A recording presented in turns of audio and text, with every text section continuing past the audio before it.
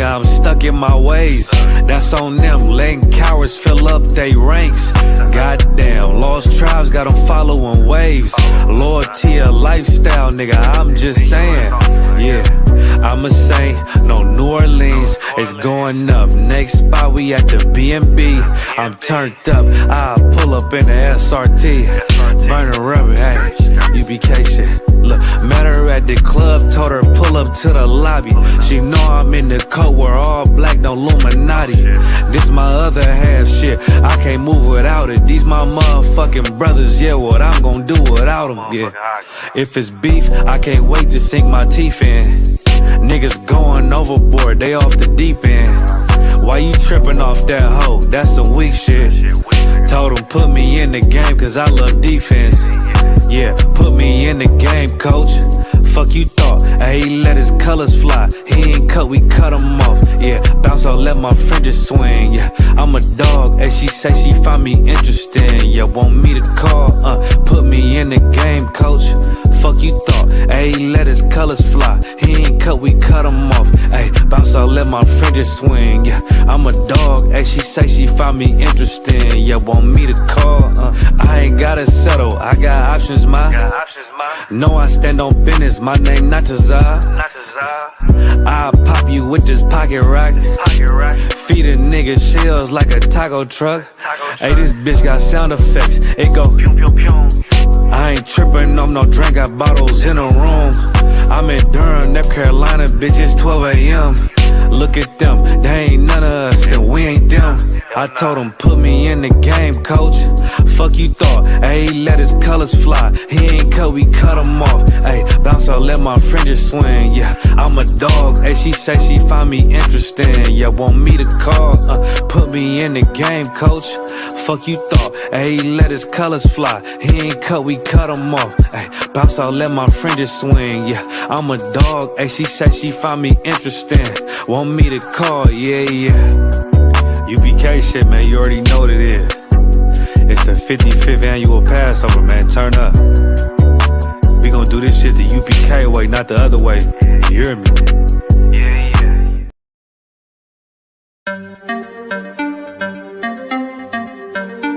Yeah, Z. You know the chop. I.S.U.P.K. Badness no sir. Let me tell you how the badness steer. Copy bad fly when the Glock display. Tell a boy say no try box this face. Back switch face. You know how your blood clot casket stay, boy. You must see one Baptist prayer. When the map stick raise that leg straight. Shot misplaced. The key them in your head stop misbehave. Crack his face. The key never tell us say we lock this place. Which locksmith anyway watch this space. War with them bunny like plastic plate. Hey, we don't play around. When you see the U.P.K. around, we bring the fucking AK around. AR-15s and AR rounds.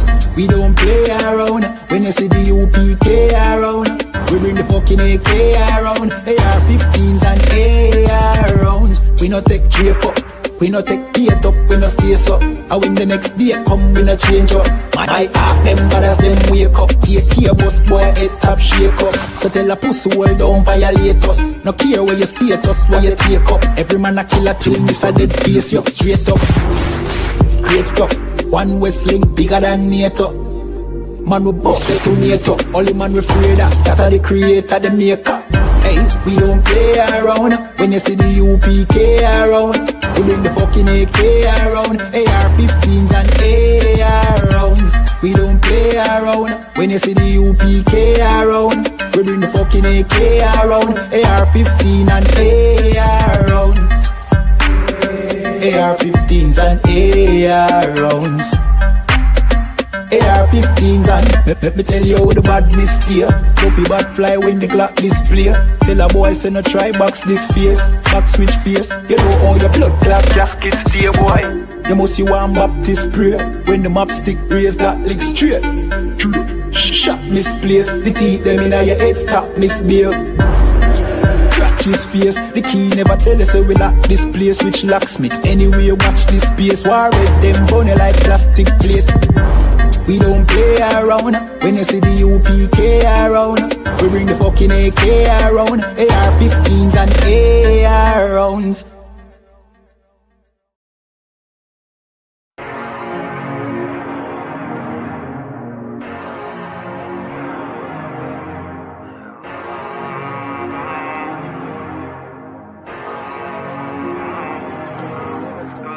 I told you not to do no sin no more. I guess they acting like they hear me. 90 days I let a fiend for. If this what you want, you best go beast mode. And she said, baby, I know you legit. Baby, I know you legit. She said, me like you don't even exist. And I said, U.P.K made me like this. Bada bing, I popped the least suspect. I start all my crowns, ring and necklace. Do what the men above had taught me. Hey, you say I play too hot, no coffee. I had to change my life like this. Yeah. I'm taking life for what it is. Yeah. Quit acting blind, you need some lenses. Abiding by the damn scriptures. Hey, I told you not to do no sin no more. I guess they acting like they hear me. 90 days I let a fiend for. If this what you want, you best go beast mode. And she said, baby, I know you legit. Baby, I know you legit. She said, me like you don't even exist. And I said, U.P.K made me like this.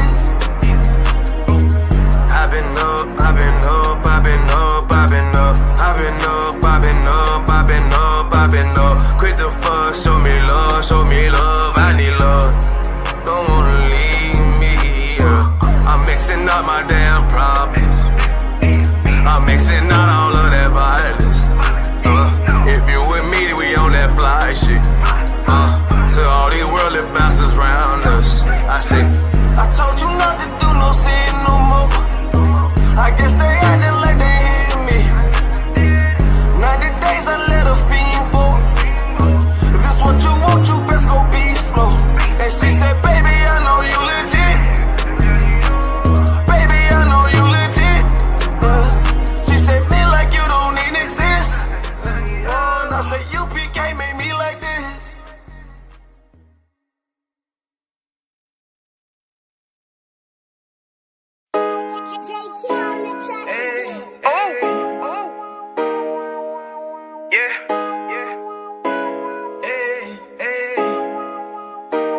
Fuck wrong with you, boy?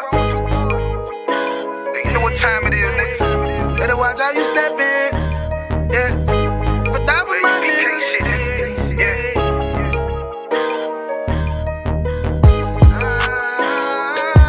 I'm in you. Got my nigga Rewan with me. But that was my niggas, it'll be an honor. You know what I'm saying? Under commanding General Yahanna.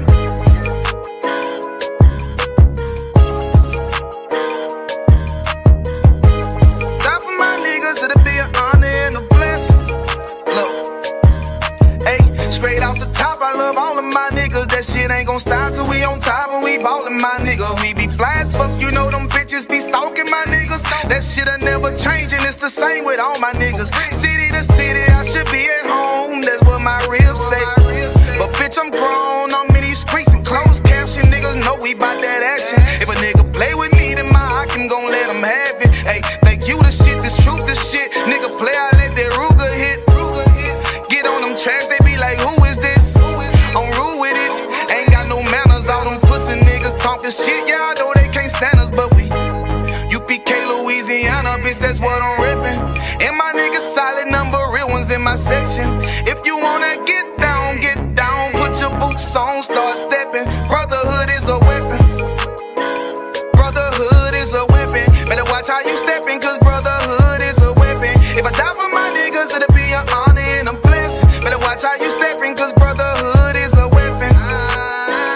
Brotherhood is a weapon. Better watch how you steppin', cause brotherhood is a weapon. If I die for my niggas, it'll be an honor and a blessing. Better watch how you steppin', cause brotherhood I lay my life down right now for all my sisters and brothers, because I love them. I see them dapping and hug them.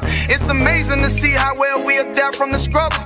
Born again from a life of sin, trapped in the gutter. My mind frame was to kill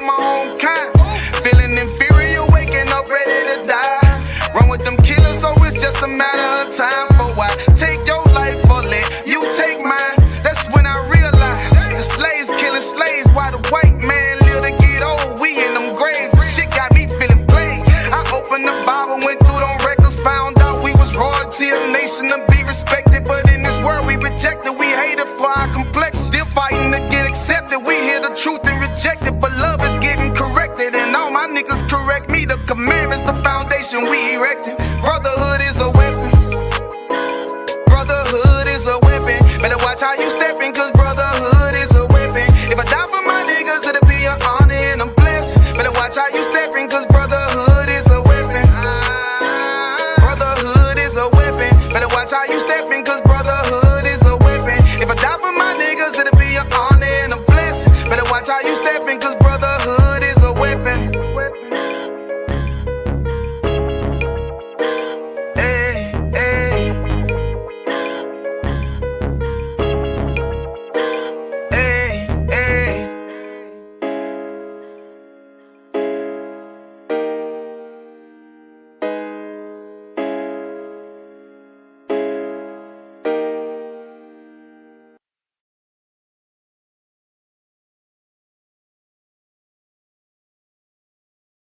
Hey, listen, brothers and sisters, man. If you like what you hear, hit the subscribe button, man. Subscribe to this channel. And also, please, go to ISUPK.com and pay your tithe.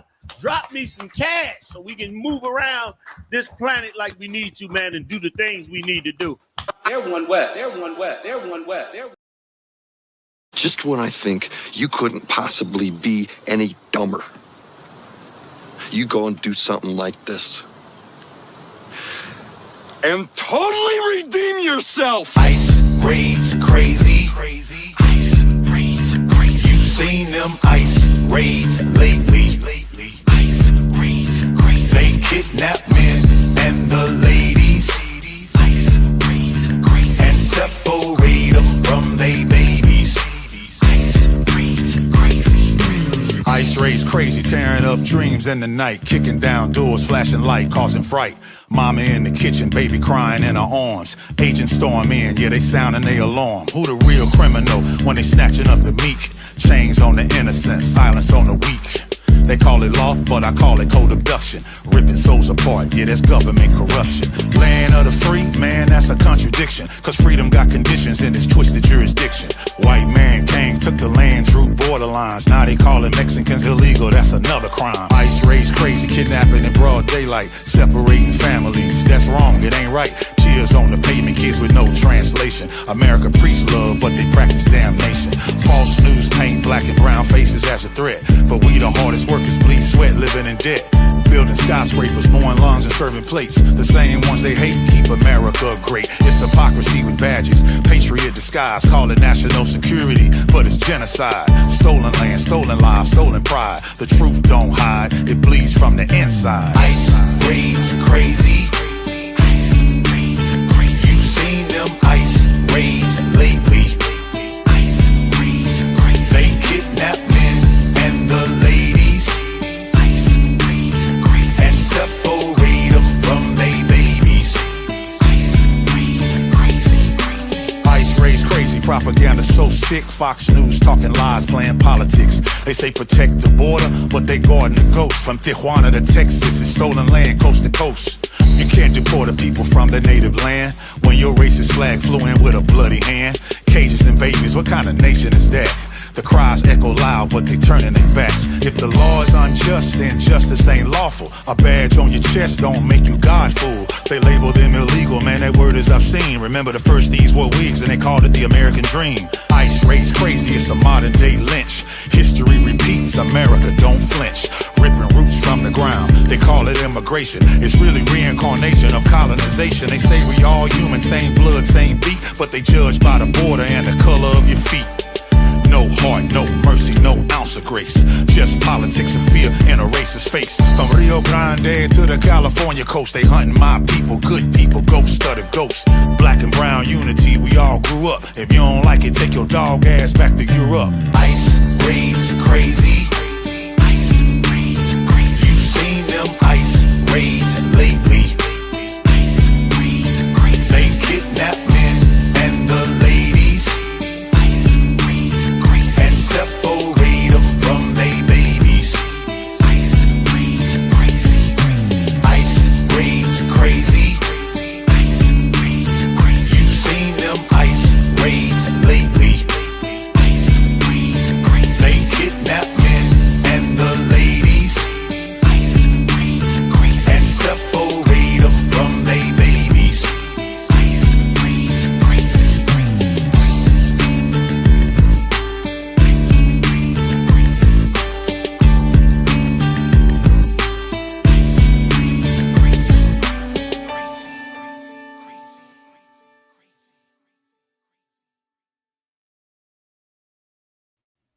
And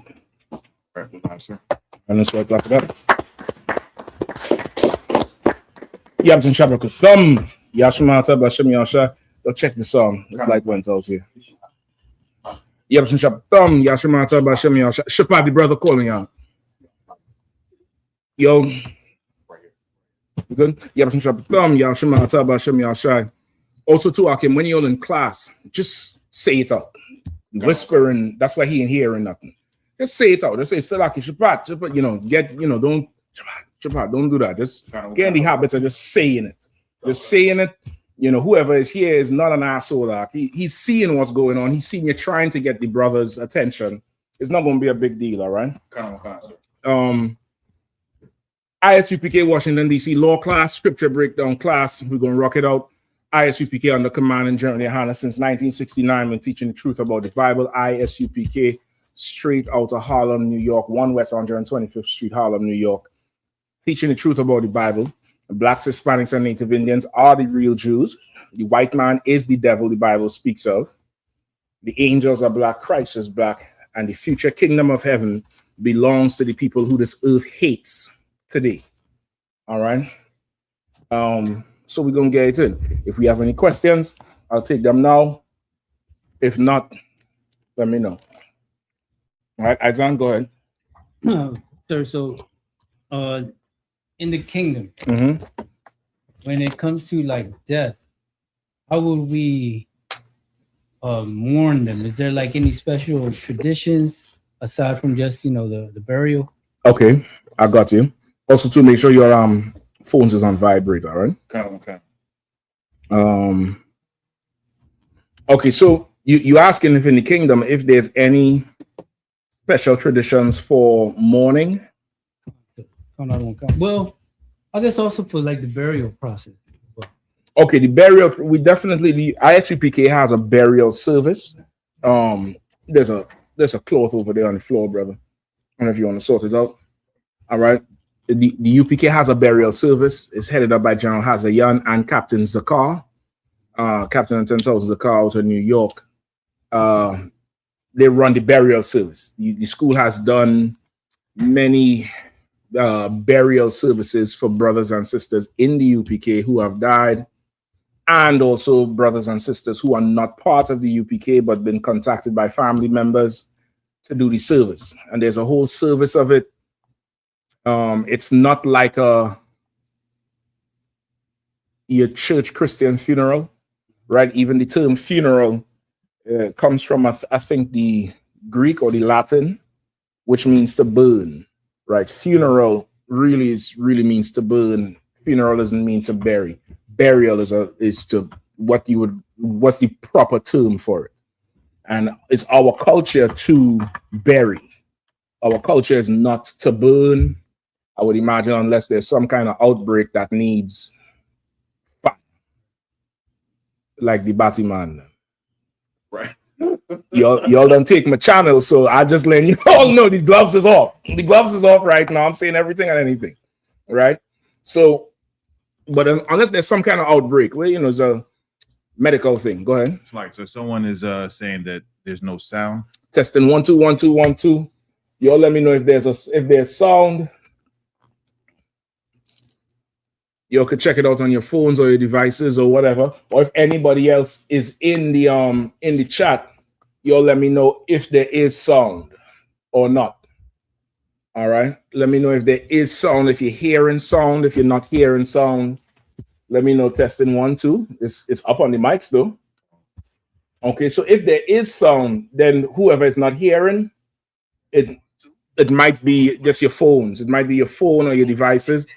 You're supposed to know the fact that I show up mean there's no flaw on this side. Check your fucking devices, man. Check your devices. You're ready to blame a nigga. You'll see a nigga up here. It's like, sir, there's no sound. Like, that's my fault. You get the point? If I show up, the problem is probably on your end. So like, just check them devices, brother. Them devices is giving hella problems lately. You know what I mean? I think for everybody going through it with the devices. And the damn the internet, and what's the other thing? The AI. You say that AI drinking up all your damn water and making you pay for it. Good. The AI gangster shit. Everybody utility bill going up, and it's because of the damn AI and the data centers. But y'all asking me about the sound. Ask the motherfucking AI. He's the artificial one. I'm getting you the real deal holy feel over here. All right. So we have burials, all right. We have burial services. That's always been our tradition. And okay, say a question again, like in the kingdom, how do we mourn, or how do we use the whole process of burying? I guess I'm again the world, like I'm just because I grew up Catholic, like you know we had a tradition. Someone dies, you get together. This is like Mexicans. I'm not sure how it is for any other Catholic, but okay, they would get together for like 9 days, and they would do the rosary, and you know. And in the 9 days is the 9 days. Check that for me. Anybody could look it up. Let me know if the 9 days, because in certain Benjamite cultures, and when I say certain Benjamite cultures, you all know even just like how it is with the Latin tribes or with the tribe of Judah, it's different north versus south, or Issachar versus Ephraim. So some Benjamite cultures, we have something called 9 night, right? You'll say you get together for 9 days before, but this is part of the wake period, right? That's if the body is out the ground for so long. Sometimes, within the week, the body is in the ground. But if the body is out of the ground for so long, you have what they call a 9 night. It's essentially a wake, right? Go ahead, Shabbat. You can use you'll use the 2 mics until it's need. All right, no sweat. Go ahead. It's like if I could. The 9 days of prayer after death in the Catholic tradition is called Novena for the Dead, or Novena Diales. That's 9 days. Right? The number 9, rooted in the early Christian tradition, the 9-day period mirrors the 9 days the apostles and Mary prayed together in the upper room between Jesus' ascension and Pentecost. Right. I don't even know if that's actually 9 days. That's something you gotta definitely check out to see if it's actually 9 days. All right. Come. But no, this is where you want to start. You want to start with those councils that they had, those biblical councils they had. Don't get me wrong. Is it Constantine? With the Council of Nicaea, the Council of Constantinople, the Council of Chalcedon. I think that was the main 3. There's a few more, but those are the 3 main councils that they had when the church essentially split between the East and the West, or the Neri and the Galopi. Neri meaning black, Galopi referring to the white. The Neri was the eastern side of the church, which is why a lot of the Eastern Orthodox churches have the images of the disciples as black, Mary as black, like the Russian icons. That would be coming from the Neri side. The Galopi side was more the white side, which is like the Greek Roman, the Greek Europeans, which is the western side of the church. I believe that's when that church split.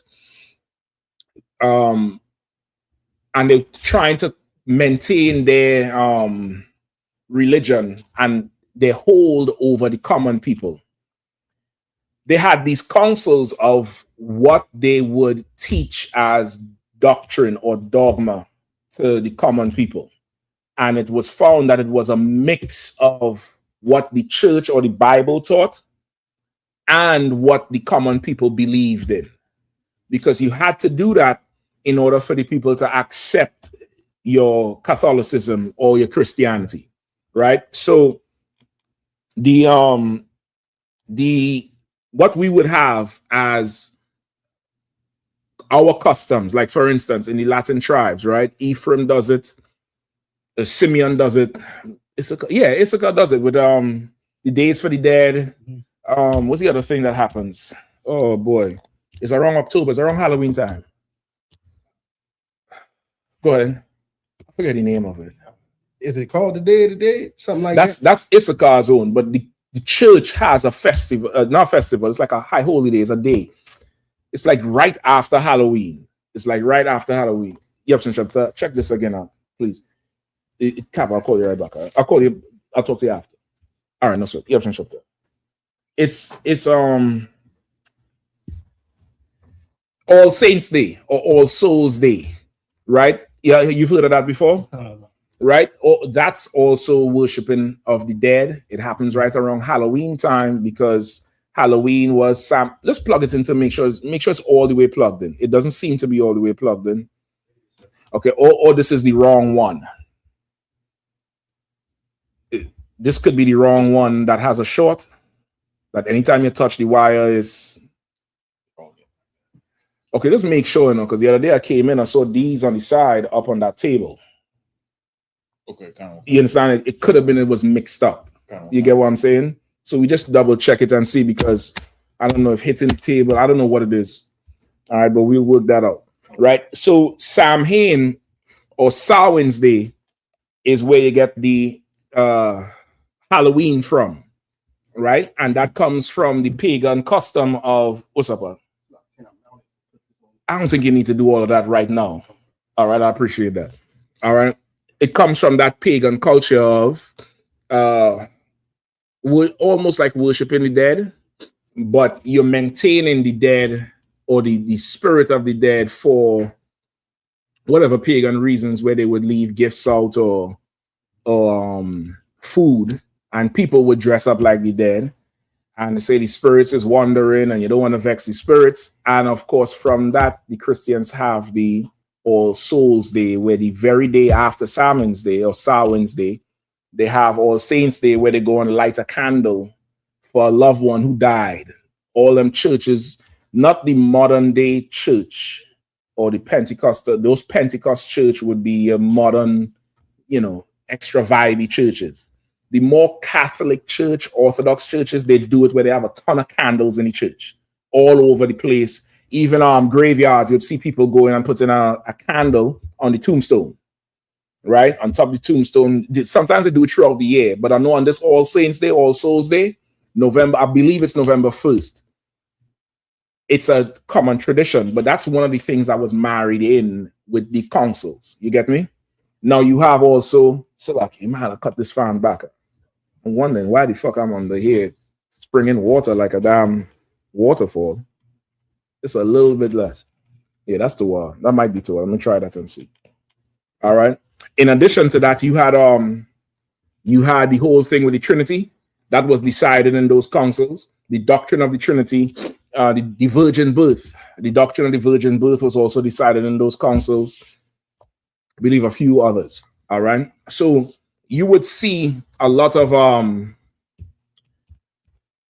pairing of pagan culture with what the Catholics, where the Christian church comes from, teaches, not necessarily what's in the Bible.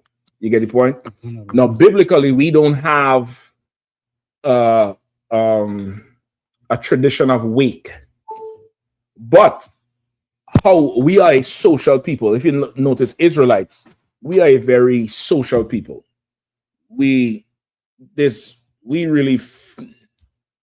Everything is bring drinks and food and turn some music on. Find out you're pregnant, drinks and food. The baby come, drinks. Oh, before the baby come, gender the baby, drinks and food. Baby come, drinks and food. She reach 15, drinks and food. He make the football team, drinks and food. I just bought my first car, drinks and food. We're a very social type of people. So now, of course, somebody suffering a loss, drinks and food, because it's a social bonding experience. It's not necessarily, you're not going to find a commandment saying do this and do that. But there's there we go again. So what the fuck? This motherfucker trying to lead the truth, though. Switch it out. Just jump on it quickly if you don't mind. If you don't mind, just see if you could switch it out. It might be that these are. It probably is one of those down there that's not supposed to be up. Let's try another one. All right. I can't say what's going on with it, if it's the plug or what. Right now, you're gonna find precepts that talk about it. Hold up.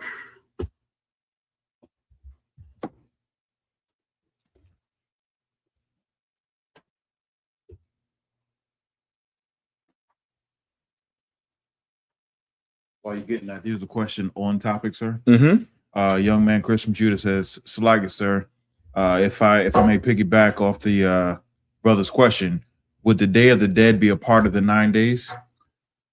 No, what's the day? You gotta break down the Day of the Dead for me, because that's I haven't grown up with that culture. Make sure that cord is not wrapped around that pole like that.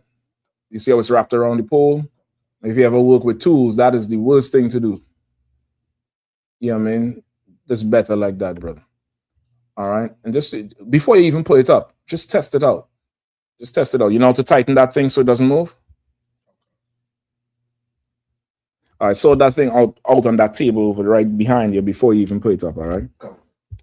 Go ahead, I.S.U.P.K. So the day of the day is usually towards the end of October, and it lines up with Halloween.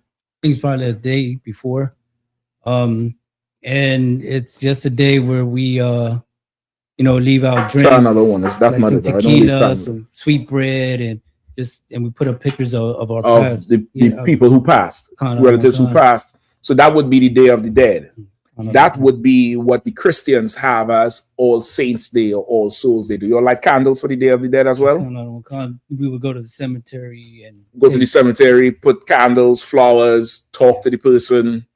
All that's All Saints Day or All Souls Day. Look up All Saints Day or All Souls Day for me. It's really a big party.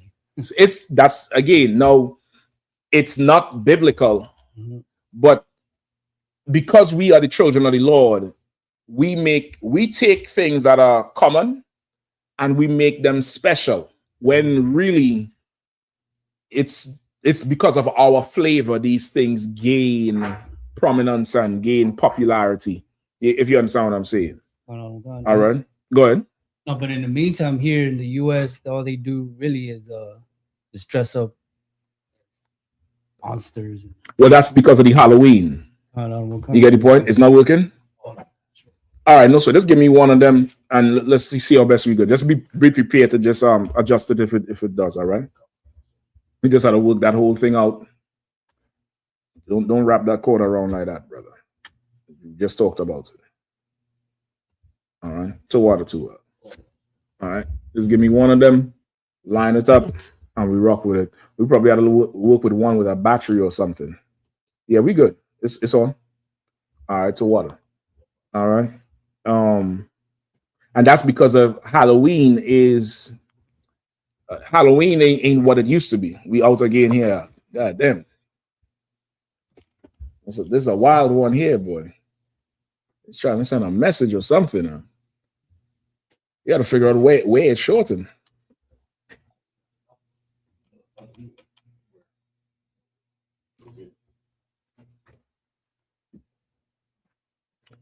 You just try this one more time here, if you don't mind. All right. I just try to keep the distractions at a low. Let's try one more time. Just adjust the plug. Just get it up.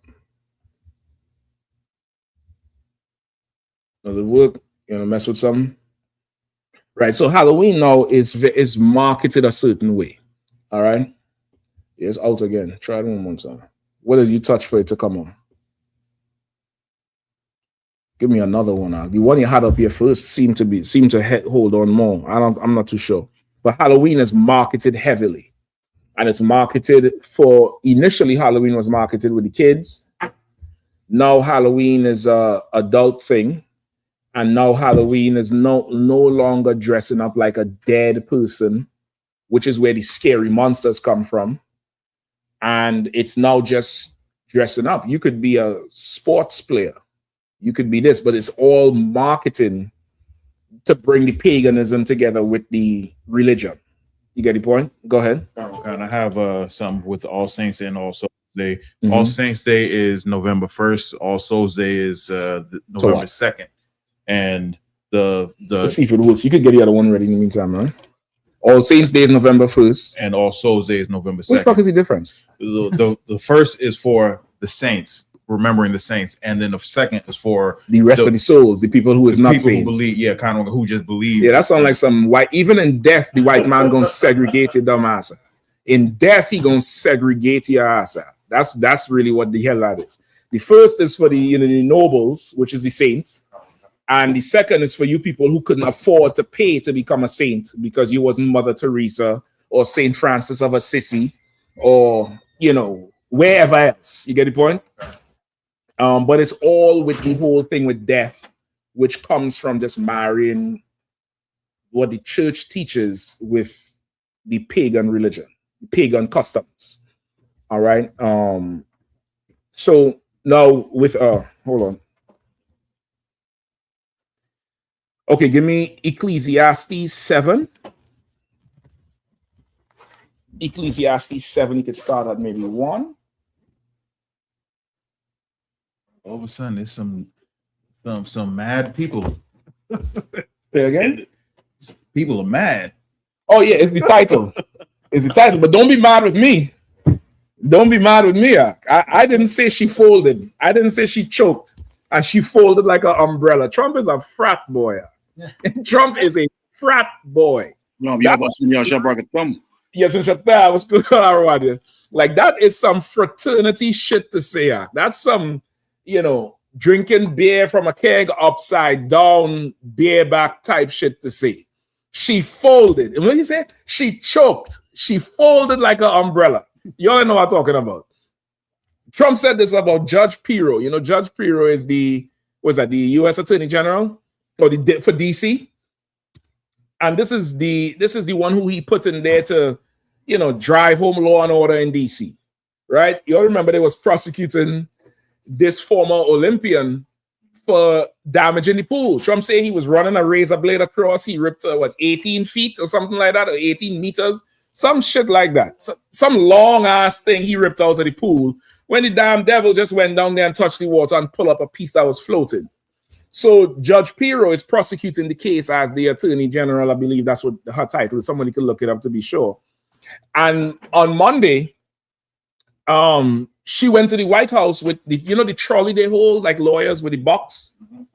She went to the White House with boxes on a trolley, the little walking trolley, of evidence that this devil did not damage the pool, that the pool was damaged because of shoddy workmanship. Trump down there fired the bitch out. Right now, they're wondering if she's going to keep her job. Trump, in a press conference on Monday, said she choked. I can't believe it. She folded like an umbrella. What do you want the bitch to do? Lie? That's why he should have hired a white woman. His problem is Janine Pirro ain't a devil. She's Lebanese or some shit like that.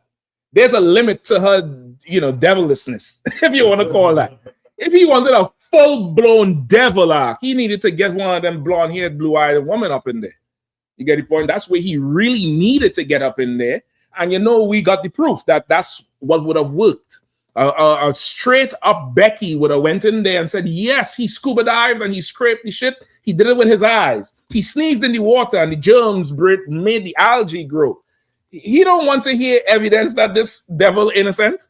What the fuck is he talking about? I'm Trump, goddammit. You're fired.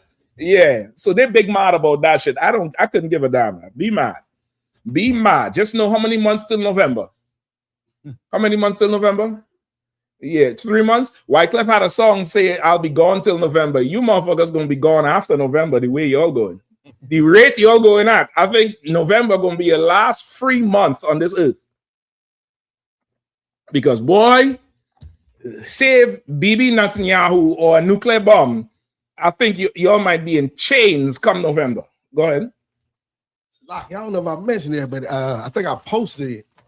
I saw when Netanyahu came down, came down 695 off of Suitland Parkway. I forgot about that. He came last week, right? Con, this was the biggest brigade I've ever seen ever. And I'm thinking about why I'm talking about bigger than the president brigade. Like they was for like 2 miles. They shut the whole thing down now. Anytime he comes in, they shut the shit down when Carter died and they brought the coffin in. Mm-hmm. I was for sure on the road, and I was grateful I was on the other lane. Mm-hmm. I was going southbound when they was coming northbound. Right. And I think from 390, where 395 runs right at the outside of DC, all the way back down Suitland Parkway. From 295 Suitland Parkway, I mean, there's no traffic. It's blocked off. You can't be on the same road with them fools. Go ahead. No, it's like I'm about to say they all usually shut it all the way down to Andrews Air Force Base. That's where they come in at. But this just happened to be the biggest brigade I've ever seen. Like the brigade was like a mile long, and I'm thinking to myself, why is it longer than the real presidential brigade? Because he's a fugitive. Yeah, well, listen, nobody trying to arrest Trump right now, but they're trying to lock BB up. You got the point? Oh God. So back to the burial. All right, you mad people, y'all could be mad as much as you want.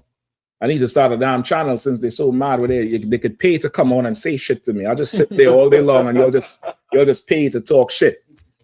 All right. Yeah, the super chat. You know what I mean? Okay, you give me 7 and 1. The book of Ecclesiastes, chapter 7, verse 1. A good name is better. No, give me from verse 2. No, that's good. Let's start with verse 1. The book of Ecclesiastes, chapter 7, verse 1. A good name is better than precious ointment, and the day of death than the day of one's birth. All right, a good name is better than precious ointment. Precious ointment is like perfume, right? Like, you know, we are always a people that was into, again, because we're social, you got to smell good. You know what I mean? We're not like the oppressor. You get the point? You had to smell right because of the social aspect of things. You get what I'm saying? So precious ointment is more so like, you know, perfumed oil. It's like frankincense or something else. You get the point? And it says the day of death is better than the day of one's birth. Break that down for me, Isaac.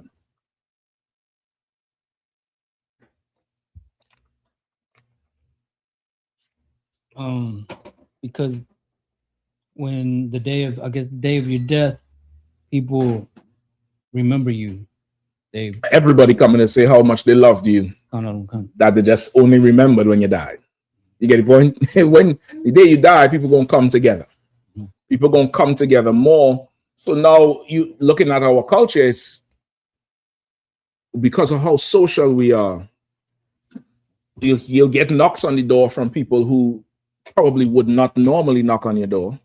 And yeah, hey, so and so died. Are you okay? I brought some food. I know you probably ain't had time to cook. You're too stressed. I brought some food. I brought some drink. Here you go. People coming and checking on you. You get the point? The day of death is better than the day you was born. The day you was born, hey, you had the baby there, something. But yeah, nobody traveling to come, you know, really. You'll see the baby sometime. You're expecting now this child to live. So in the future, you're going to eventually see the child. But somebody dead, they're gone. People are going to show up.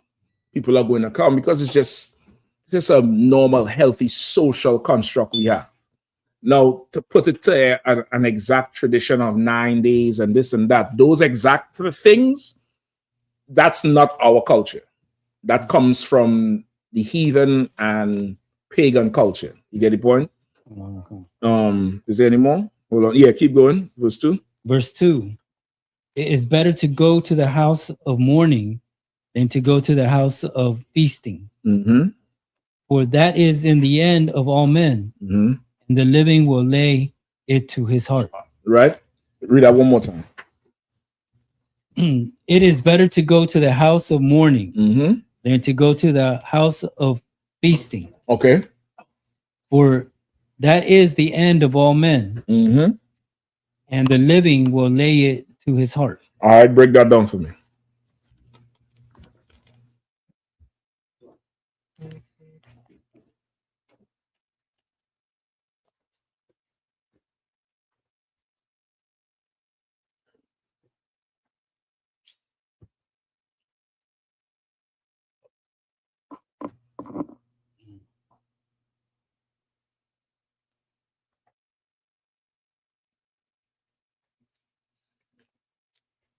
So it's better to remember someone than to go out and just get drunk and don't say nothing about getting drunk there. Well, I mean like feasting, you know, just having like a good time. And okay, that's what you want. You don't wanna Because you could have a good time without getting drunk. Get the point? It said feasting, right? Meaning, okay, so it's better to go to the house of mourning than to go to the house of feasting, for that is the end of all men. Meaning, someday you're gonna die, and you would probably want people to come check on your own family. You would want people to come and you get the point? The house of mourning. So the house of mourning. This is every people here, they ain't out just having fun, just living carefree. Somebody just died. You get the point? And only when someone dies is when you start to take an account, like an inventory of life. All the time, up until somebody dies, you really don't consider mortality too much. You don't consider mortality too much unless you have a near-death experience. The car slip on the road, some shit happen that's unfortunate that make you be like, and now you're thinking. But then by the next traffic light, you good. But when somebody dies who you know or know of, sometimes you sit back and take an inventory of yourself. You get the point? So now it's telling you here, it's better to go to the house of mourning than the one of feasting, because all men die at some point, right? And the living will lay it to his heart. Like who's left, this thing is going to be on your mind now. This thing is going to be on your mind. So it's better to go to the house of mourning. You're all here, you're gathered here together for this one person. You get the point? You're gathered to we being social, we have that in us, but it's not something like it has to be 9 days. It has to be 5. It has to be 3. Some religions, I think, do 3 days, the 2 or 3 days before they bury. You get the point? I think them Arabs think the next day is only 1 day, one night. By the next day, that nigga had to be in the ground. You know what I mean? So as far as the traditions, for us, it's more social than an exact type of science, right? What is exact for us is the burial procedure, the burial procedure, the day, the service, stuff like that, the laws concerning being unclean, of course. And there's a precept. I think brother's supposed to text it to me. If not, I'll try to text it to you later on. I know there's a precept for when the casket is closed. That's it. It's done. It can't be reopened for somebody to view. It's done. You get the point? And that happens at a certain point in the service. And of course, there's a way to wrap the body for the biblical procedure. There's certain ointments. Go ahead. So in our tradition, we would wrap the body? Yeah, you wrap the body in. Yeah, I'm not in the burial department. Captain Zakar is, General Hazes or General Hazian is over it. Captain Zakar is directly in, he really runs it with General Hazian. I believe a few brothers work in the service, Captain Akkad, Captain Kataza, another regular brothers who would go help do the service. I think Officer Shah, he also did the service when he buried his father. That was an example of doing it for somebody who's not in the school, but is a relative of somebody else. And the family wants to do it. I think Officer Barriath in Trinidad the same way did the same thing. There's a few brothers who did it for their relatives. And it's because of people who people in the world will attend the UPK burial. And the UPK burial is, if you ever seen it, is very honorable. The whole vibe on it is something. If you ever been to a military burial, like somebody who's ex-military, like I've been to one here, and I could see, okay, at least for show, they just show that they value this person, even though they really don't. It's just a procedure. But that's the closest thing I've seen to a UPK burial service. But it's very honorable. The way how everything is laid out, what's said, what's, the vibe on it, and the UPK presence. Like the brothers there with the headpieces and the garments all black, incense burning, the whole thing smelling like frankincense. And then the other ones, there's an expensive one called spikenard or spikenard, super expensive oil. All that is what you drizzle on the body. Like it's I've heard people come and say, what are you all doing? What's this? Damn, when I die, this is how I want to go. I'm talking about people who attended the funeral of somebody else who we was doing the service for. I've heard it. They come on the side, and then the whole thing just looks real official because brothers, UPK brothers, are conducting the cars coming in, ushering people to their seats. You know what I mean? There's brothers posted up on Shamar. You get the point? The shit just look. It's not that Christian shit. That Christian shit is just, that shit makes the death worse. Goddamn, damn near. It's like, you're killing this nigga again with all this, you know, nonsense. The UPK one is a little bit more of a proper send-off. It's a proper send-off. It's honorable. And of course, we know that this person is coming back. You get the point? We understand that, so it makes it a little bit more, it puts a little more body on it. It's more wholesome. You leave there feeling stronger, not weaker, which is what the Christian church and everybody else does. You feel like you lost. It's a loss, but you ain't leaving feeling like you lost. This is the proper, I'm going to come and say, this is the real way to get. The UPK burial, you leave there feeling like you have the feeling of, I've did my duty to the end for this person who I love. Versus, oh, I lost them. I'll never see them again. You feel like I had a duty to do, and I did this duty till you in the ground. It's a different, you feel a little bit more, okay, I did my job, versus the, you know, brokenness that the church leaves you with. All right, go ahead. So with this, let's say you're in the UPK and your family doesn't like you being in the UPK, but you want, you know, everybody's going to die. You want a UPK burial. Okay. How can you ensure that you know, the UPK has charge of the funeral, of the burial devices, you know, your family taking charge and giving you a Christian? Okay, I'm gonna come to you. Okay, so because I'm not in the burial department, I'll loosely say this. First off, you want to contact General Hazayan or Captain Zakar directly about that. All right. There may be some legal way to do it. You might want to start expressing that to your family. That's a difficult conversation to have.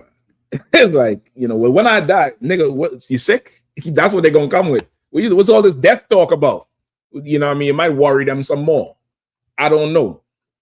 So you want to definitely contact the general about it, or Captain Zakar if you don't get General Hazayan, and they could give you some direction on how to go. It sounds like it might be a legal issue for the legality of it, but there's definitely a smoother way to do it, which will be involving those family members who you know going to try to take it over. There's some family members, because of Christianity, they love funerals. They just love the emotion. They like to cry. That's all I put it to. Like, you just a old crying ass motherfucker. You just love the sadness and nothing else. You get the point? You're not there for too much else. Like, you need to cry, they need to cry. You don't really care about this person. You just want to go and see who's there and stuff like that. There's people like that who will try to come take over the whole thing for you when you die. It's another excuse for people to fight each other. The issues they have with each other, but they're using your death to, you know, spark everything, to catalyze everything. You get what I'm saying? So get the counsel on it. Might need some, you know, legal steps taken on paper, but you might want to just start to let them know from now. Start to let them know from now, you know, how it's going to be, and it'll start to soften the knee-jerk reaction that would come from you passing. You want to let them know from now. I mean, invite them to Passover. Invite them to something. Let them just get familiar. They mightn't like it. They mightn't like it, but they get familiar. They might see a brother in the supermarket. Oh, I remember you from the class. Hey, shalom, brother. I can't pronounce your name, whatever.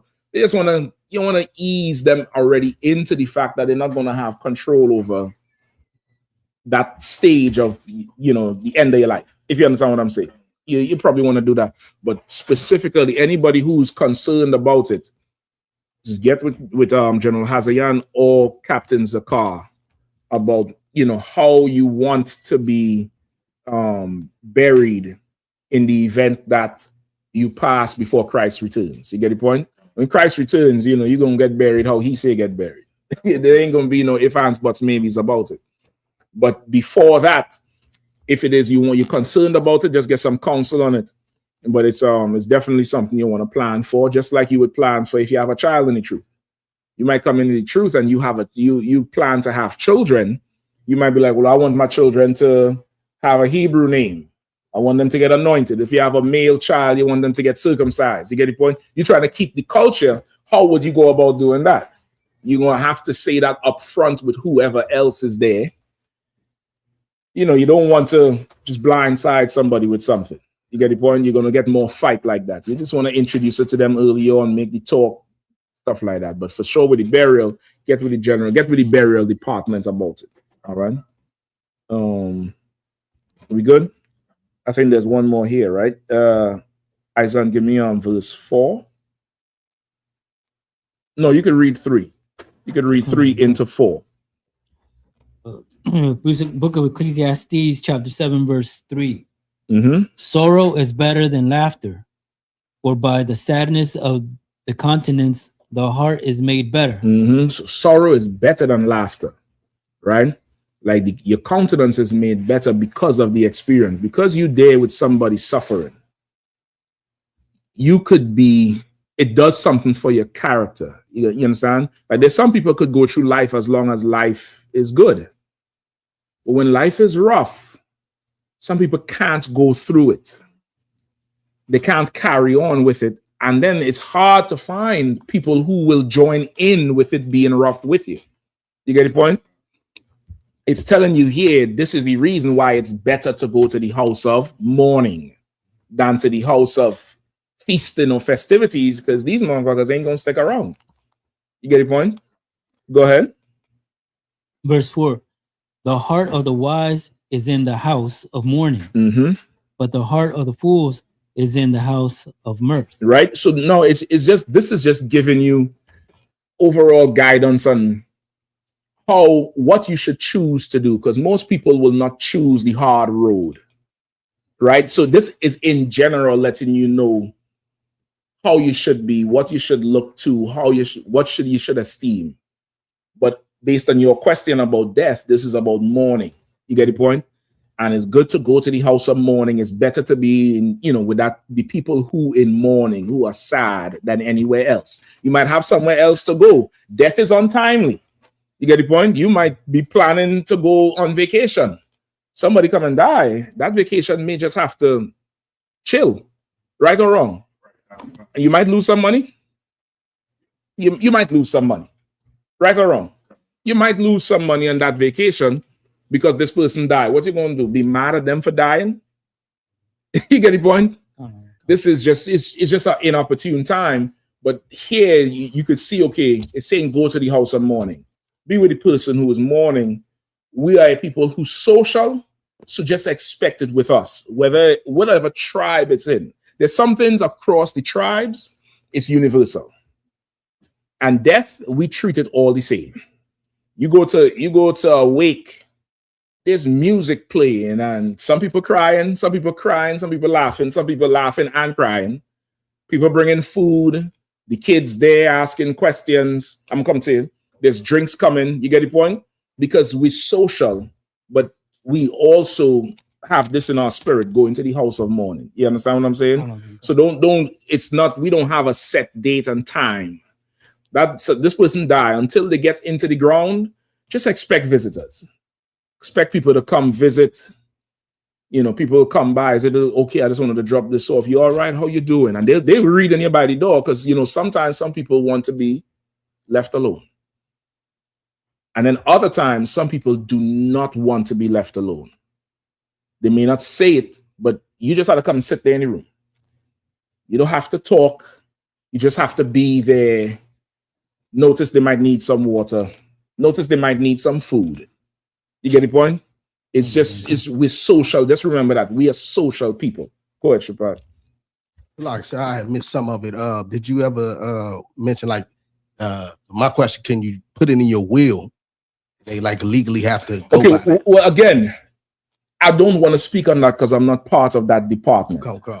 That department been doing, burials longer than I've been in the truth. So there's things they have experienced. They may already have some paper because, ESO's court, a lot of it is paper. So two people could have a contract on paper. You get the point? So you may not have to go do a will. I don't know. That's what I'm saying. You really just want to get with the department on it. I'm sure there's a protocol for it. And if there isn't, you coming to them about it might spark it. You get the point? But I wouldn't just go do it off the break because now that might have other ramifications. You get the point? It might have unforeseen things where it's like, if it wasn't for this piece of paperwork, this thing could be done. You get the point? Okay. So you want to get with the burial department if you have concerns about it and you want to make sure if something does happen untimely that you get a UPK burial. Like this has to be done. You don't want preacher so-and-so or some prophetess or somebody, saying stuff about you in this broad or this woman, this man don't even know you. You want your people there talking about you, doing it the biblical way. You get the point? Which is how they would have buried Christ. You get the point? When they put him in that tomb, it would be the same thing with the wrapping. You get the point? Remember the woman, I think it was Mary, was dressing him with the oils. This is our custom. You get the point? So if you want that for you and you're expecting pushback from your family, just contact the burial department.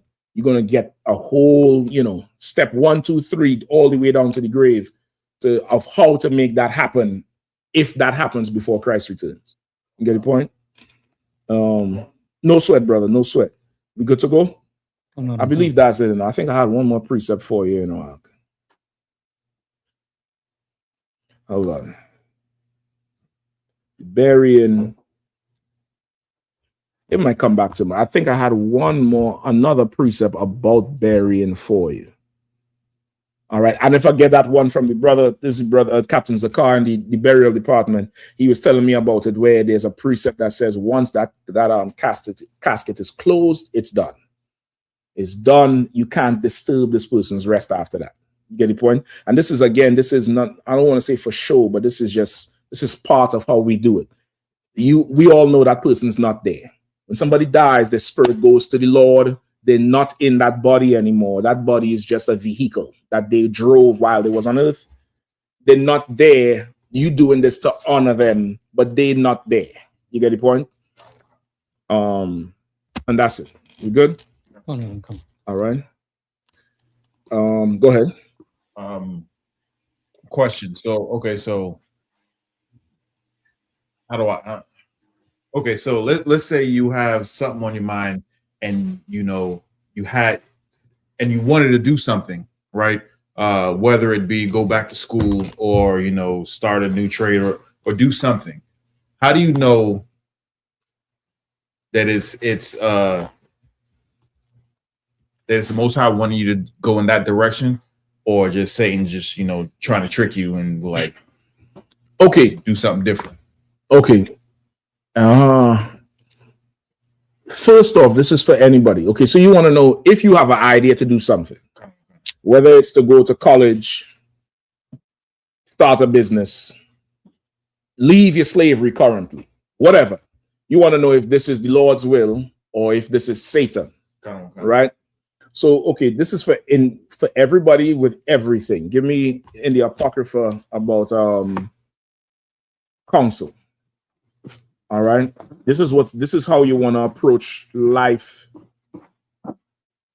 with everything. All right. I think it's in the Apocrypha. Come on, nigga.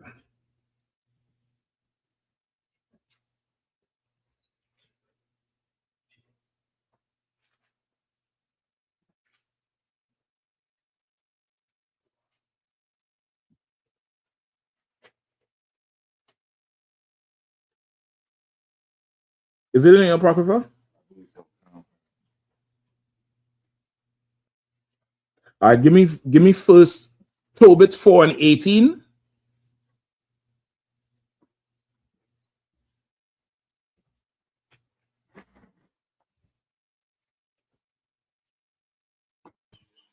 Slightly, sir, if I could. Yeah, go ahead.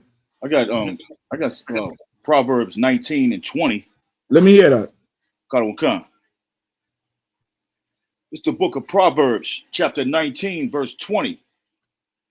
Hear counsel and receive instruction, that thou mayest be wise in thy latter end. Right? So it's encouraging you to get counsel. That's a good one. That's not the one I want. That one is telling you to hear counsel. If counsel is being given, counsel is like advice or best expert advice or advice based on experience. It's telling you to hear it. This one is a little bit different, the one I want, but I'll take that too. Give me what's that one again? Arawadia? Proverbs what? That was Proverbs 19 and 20, sir. Proverbs 19 and 20. You could write that down too. Give me sorry if I can. Go ahead. I have Tobit 4:18. Let me hear that. Ask counsel of all that are wise, and despise not any counsel that is profitable. Right? Ask counsel of all that are wise, and despise not any counsel that's profitable. So again, it's telling you to go get counsel from somebody who, know what the hell they're talking about. All right. I found it. Give me Ecclesiasticus 37 and 16. Ecclesiasticus 37 and 16. Let reason go before every enterprise. Say it one more time. Let reason go before every enterprise. Say it one more time. Let reason go before every enterprise. Go ahead. And counsel before every action. Let reason go before every enterprise. You're just asking about business. That's why I wanted this one. All right, Arawadia. Sir. Right, you see it because it's telling you to seek this counsel before you make these decisions. It's always good, It's always good. Just get in the habit of doing it. Now, coming from the world, we're not encouraged to call people for advice. It's sometimes an embarrassing thing, or we're used to people clowning you for it. That's not the atmosphere in here. In here, somebody might be more angry with you for not saying, this is what's going on. What should I do? You get the point? In here, it's encouraged to call for whatever, an opinion, a second look. Sometimes you ever hear the phrase, you need to bounce something off a wall like a ball? You want to bounce a thought off the wall. Here's your sounding board. And here's where people who genuinely love and care for you and want to see you succeed will tell you, man, listen, that sounds like a good idea. This is who you give this brother a call or give this sister a call. They in that field. They might know a little bit more than me. See what they say. Or somebody might tell you, nigga, that's a crackhead dream you're talking about there. You need to stop. This is what you should do. Go do this instead.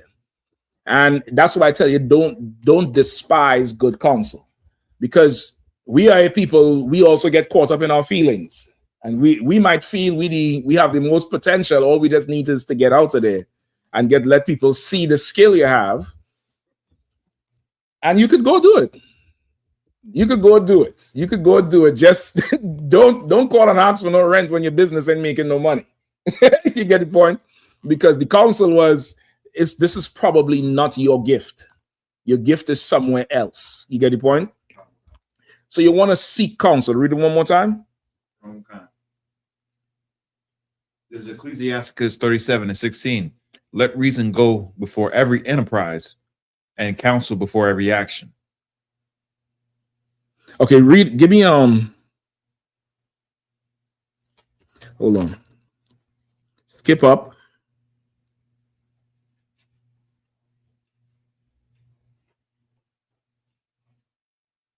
Seven and 8.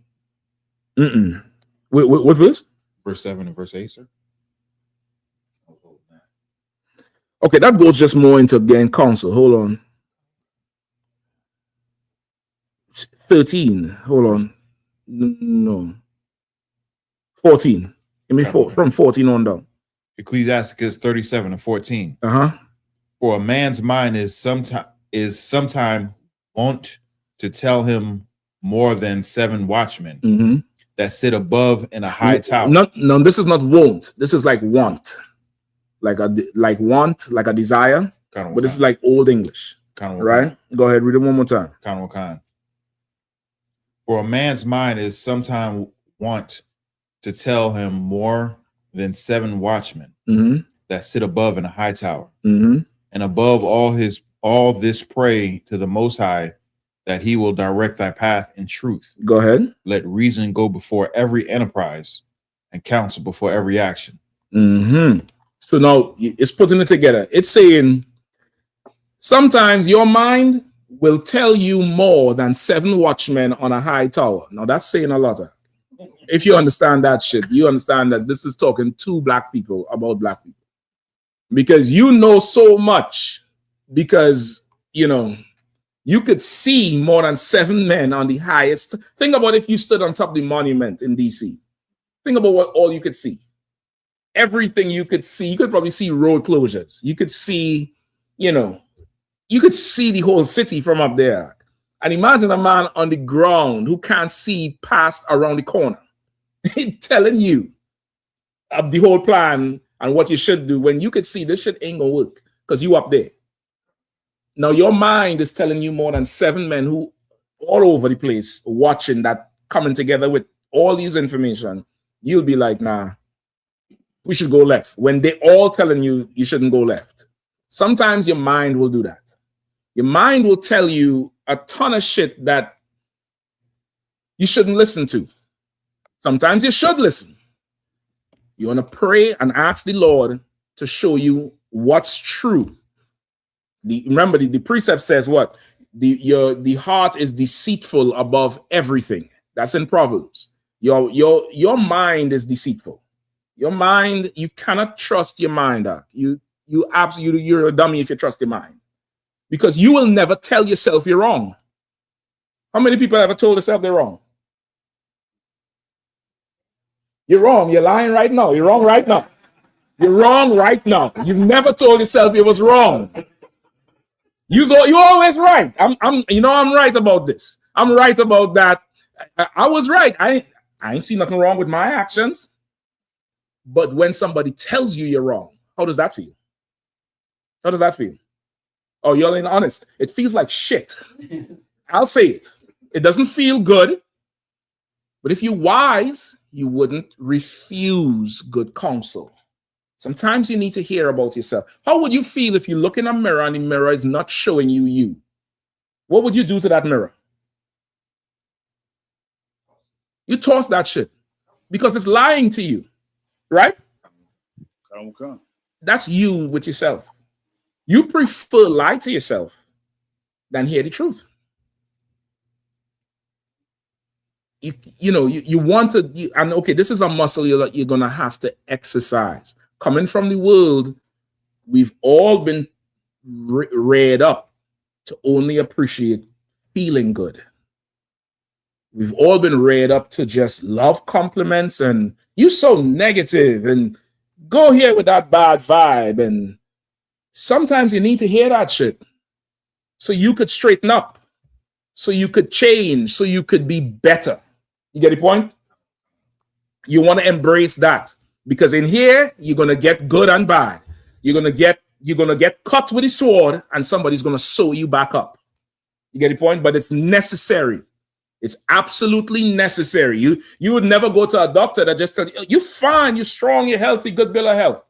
You'll never, and they always tell you that, and then come to find out you terminally ill from something that if you knew 10 years ago, you could have gotten treatment. How would you feel about that damn doctor? You want a doctor to tell you, listen, nigga, you're sick. Take this. Stop eating that. Stop doing this. Stop drinking that. What's wrong with you? I told you this before. You're going to die. You need, that's what you want the doctor to tell you, right? I would hope so.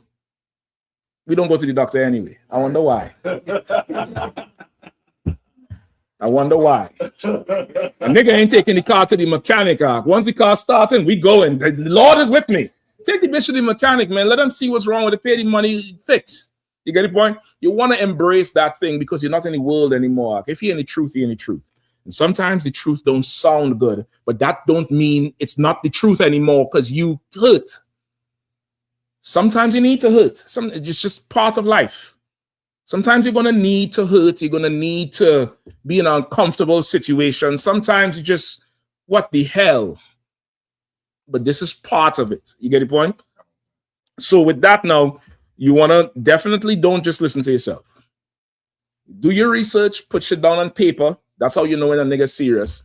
Because unless you write some shit down, this is some pipe dream that in 2 weeks when your mood changes, you're not going to want to do this. You put this on paper, you do research, you have prices, you have percentages and how much investment this or how much this job pays and what your bills are. Like, you serious about this because you're writing it down. You actually putting some effort into it. You pray and ask the Lord to show you the truth, and you seek counsel before any enterprise. You seek counsel. Now, counsel ain't an order. It ain't an order. The counsel could be your brother. You should go ahead and do that. I think that's too hard for you to do. And you could say, you know what, I ain't doing it, change my mind. That's fine. The counsel could be, you should not do that, sis. I'm just letting you know. That's not wise. It's 20% chance of survival. When I say survival, meaning success in the business or the option. 80% chance this thing is going to fail. Of course, you have a hero mindset, so you just trying to rain on my parade. No problem. Go ahead, bet on 20% if you want to. Right? And you could just go ahead and do it.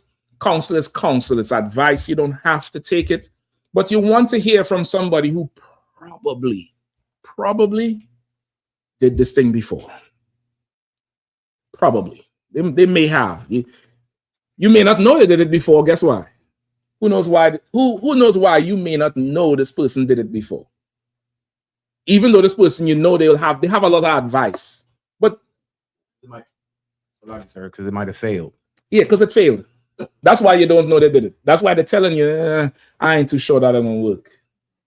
Get the point? Well, and especially in America, brother, business is a crux thing. It's a crux game. If you want to be successful, it's a crux game. It's all about robbing people. It's all about getting work for free. You get the point? That's what business in this place is, It's a crux game, It's, you sell somebody a cat in a bag. You get the point? Never open the bag, but yeah, there's a cat in here. That's what this place is. So you going into some type of endeavor. Think about school, Everybody, well, now it's moving away because of AI, but there was a time, get your degree, get your diploma, go get a degree. Everybody remembers that, right? Where's people working with degrees now? Walmart, McDonald's, Uber. Why? Because it was a crux game, and you have debts, you still got to pay that loan. Right or wrong? So that's what you need to understand coming out of the world. The white man is the devil. Whatever opportunity he has out there for you, if it seems good for you, it's delicious for him, which means there's some kind of crooked shit you're not seeing. Get counsel before you go in. Get counsel before you go do something. It's always something you don't see. You get the point? You wanna really be careful about it, consider it. And also too, in here, you want to start doing things on purpose. You want to start being very on purpose about what you do, how you are, how you dress, how you talk, how you walk. Let nothing just be willy-nilly. That's the life of people in the world. People in the world are very willy-nilly. Well, why do you do that? I don't know. Stop. Don't do that shit. When you start living a certain way, you know that, okay, I'm doing this thing and there's repercussions for this. There's repercussions for everything. There's pros and cons. And you're better able to take accountability for your life, responsibility for certain things. You'll be more successful because now when you do hit success or you go into a vein where there's progress now, you're seeing it. Because you were so purposeful with what you were doing, guess what you'll be able to do now? What would you be able to do because you did everything on purpose, or you tried to do things on purpose, and you was very, you know, aware of what you were doing? What would you be able to do when you hit a vein of success? Slack yourself. Go ahead. You'll be able to share you'll be able to share what you went through to others, to your nation, or to, you know, to family, or Now somebody could come to you for counsel. Common counsel. Because you did everything here on purpose. You could go back. Similarly, if there's a failure, what could you do? You could go back and see, okay, at this point, shit started going left. You get the point? This thing here, ordered too much of this, or I chose the wrong program to go in. I did what's called the courses in college where you have to do just that. That's the basic stuff before you choose your. You know what I'm talking about? I forget it. Say again. If that's what they call it, I don't know. Raise your hand next time, though. All right, please.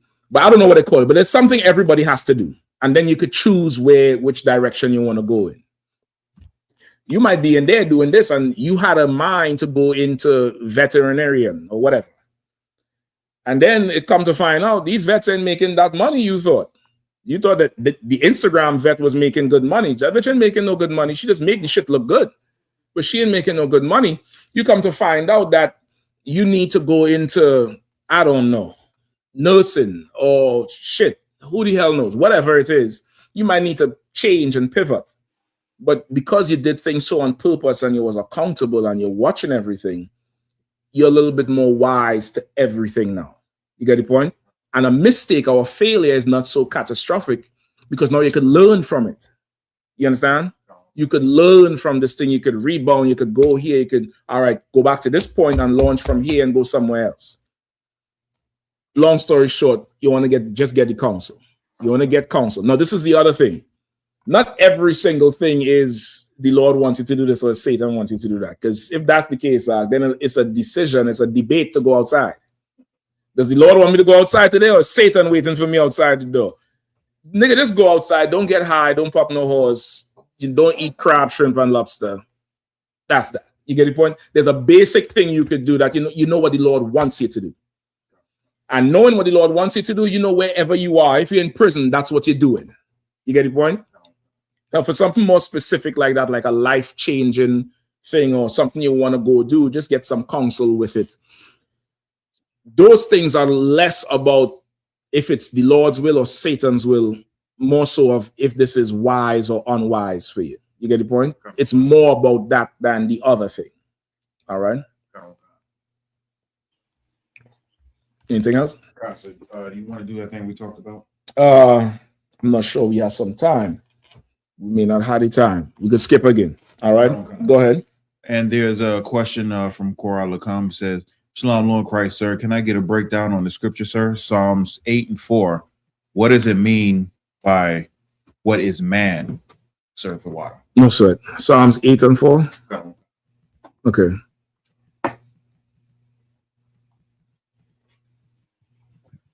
Also, like you, sir, to the earlier question that you was asking me about. It's like regular college courses outside your major. The major is the one that you commit to, right? Like this is the thing you're going to be doing for a living. But then there's like base college courses that you kind of have to do, and some of them is tied to your major, I think. Right? Okay, so yeah, that's definitely, you know what I mean. So one or two for that. Are you on the block?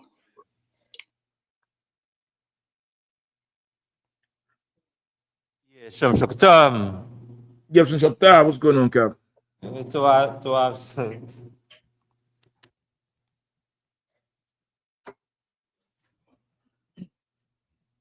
book of Psalms, chapter 8, verse 4. What is man that thou art mindful of him, and the Son of Man that thou visitest him? So like it. Ecclesiastes. Where we at? Psalms 8 and 4. Psalms 8 and 4. Go ahead. Book of Psalms, chapter 8, verse 4. What is man that thou art mindful of him, and the Son of Man that thou visitest him? Mm-hmm. So, what he was asking? He asked, what does it mean by what is man? Okay, it's like saying, like, who am I that you should do this for me? Like, when you think about mankind, we are only powerful in our mind. Like, man is very proud and puffed up. We think we are special. We think we are absolutely amazing. And a sneeze makes everybody wear a mask for 2 years. Remember, y'all forgot about that. Where a nigga start coughing, you start getting nervous because of COVID. Read the precept one more time. What is man that thou art mindful of? It's of him. Salagi. What is man that you have be so mindful of him for? A nigga cough had you shook. A cough, not a nuclear bomb, not some, vigilante shooter. A fucking cough act. People was 6 feet. Oh my God, paranoid. What is man that you ought to be mindful of him for? Well, what is that about? Right? That's the spirit of what is being said here. Right? Read it again. What is man that thou art mindful of him, Mm-hmm. and the Son of Man that thou visitest him? Mm-hmm. Go ahead. Verse In fact, 5. skip up to verse 3. Book of Psalms, chapter 8, verse 3. No, you got to remember, Psalms is written by who? David, right? Majority of it, I think, is David. And a lot of this is when David was on the run from Saul. So a lot of the Psalms is pain. A lot of it is introspective. A lot of it is him entreating the Lord to change the situation. You get the point? So when you read from verse 1. O Lord, how excellent is thy name in all the earth, who has set thy glory above the heavens. Verse 2. Out of the mouth of babes and sucklings hast thou... Right, so he's saying when he consider all the earth and who had made the heavens, how excellent is the Lord. You get the point? Like David is looking at it in the right way. Like the Lord made all this shit, man. Like how great is the Lord when you really think about it. You get the point? Now think about your life. Most people in here drive, right? Most everybody drives. Anybody doesn't drive? You have ever driven before? Bumper cars count. I will take that. That takes calculation, and you'll understand why I say that. Some people drive and could text, right? Some people could drive and turn in the back seat and adjust something and glance, and the car don't move and they don't run into nothing. That means that little window when you look forward before you look back, that image is in your head, and you making real-time calculations as this monster of metal moves, and you don't cause an accident. You know how much spatial awareness is that? To parallel park, to reverse, to drive a small two-door car and then switch in the afternoon to a big semi-truck, and you don't hit nothing. Meanwhile, the white man makes a self-driving car that has an incident every other day, kills people. What the Lord did with you is something amazing. In sports, they got machines that could throw the ball. Like you put the ball in a thing and it shoots the ball out and the runner goes to get it. Could that machine curve the ball? It's straight line, right? So that's the only drill.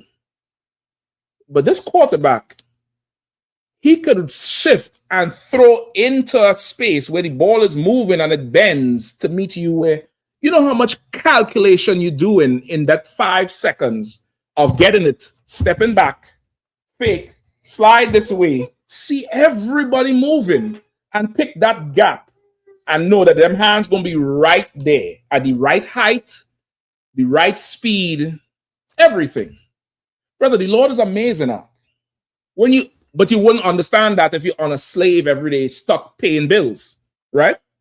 You wouldn't understand. You wouldn't appreciate that. Right now, they're building data centers that require, tremendous amount of water just to do what you do naturally. It's called artificial intelligence. You have real intelligence, Ark. You don't need that much water. Not what they're talking about. When you consider the Lord, Ark, the Lord is truly amazing in what he designed. Man is just catching up. And man is proud, brother. Man is proud. Man think because they make a shuttle that could go to the moon. You know how much fuel goes into a shuttle to go to the moon? Somebody could look it up. Look up the fuel to go to the moon and how many of those bastards explode and just waste. Man is truly a fool. I've seen a news report, or not news report, but it's like a documentary on Teslas. And they say, I think Tesla uses that lithium battery, right? Anybody knows for sure? Go ahead, Shapat. What you got? Like it says 6 million pounds, about 700. 6 million pounds of what? Fuel. Gonna cost. You don't need the Straits of Hormuz out. Just shut NASA down. Wouldn't that be common sense? You don't need a war with Iran. Shut NASA down. What the fuck is in outer space we need? 6 million pounds of fuel? That fool Elon Musk done blew up about 5 SpaceX shit before they launch one. They always blow the hell up. So each time it's 6 million pounds? How come he ain't sending them to space on solar power batteries, electricity like the cars? So like, sir, we probably don't need the war in Iran. We probably just need to shut NASA down and we'll have more fuel. Go ahead, Ak. So like, sir, they just said one just crashed on the moon today. Brother, listen, Ak. This place is run by a idiot, a child, right? And that's the reason. But the Lord is absolutely amazing in everything. The Tesla batteries for the cars, I believe they're lithium batteries, right? Are they? Somebody just check it out for me. I don't want to misquote.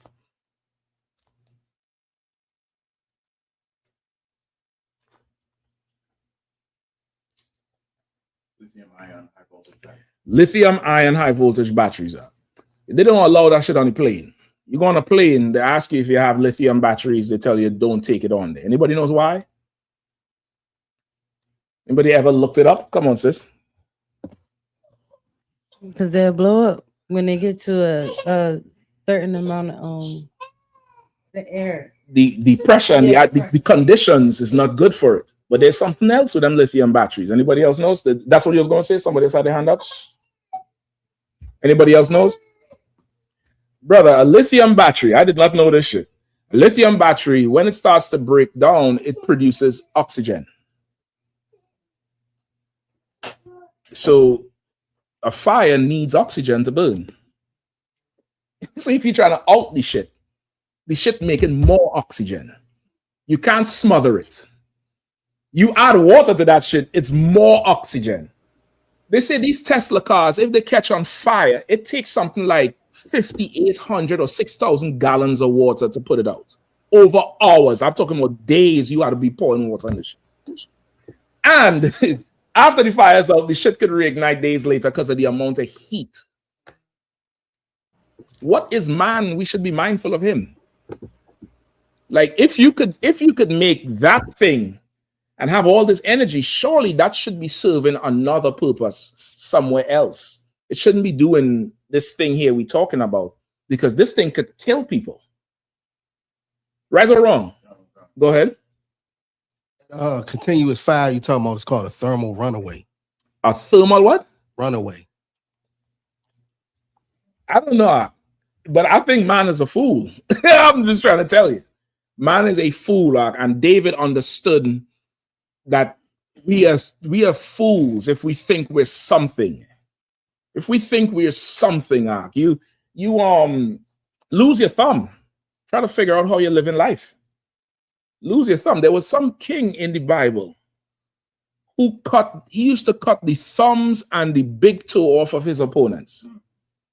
And I was like, this was crazy. Jonathan Thumb explained it to me. He said, you got to think about it. You need your thumbs for everything.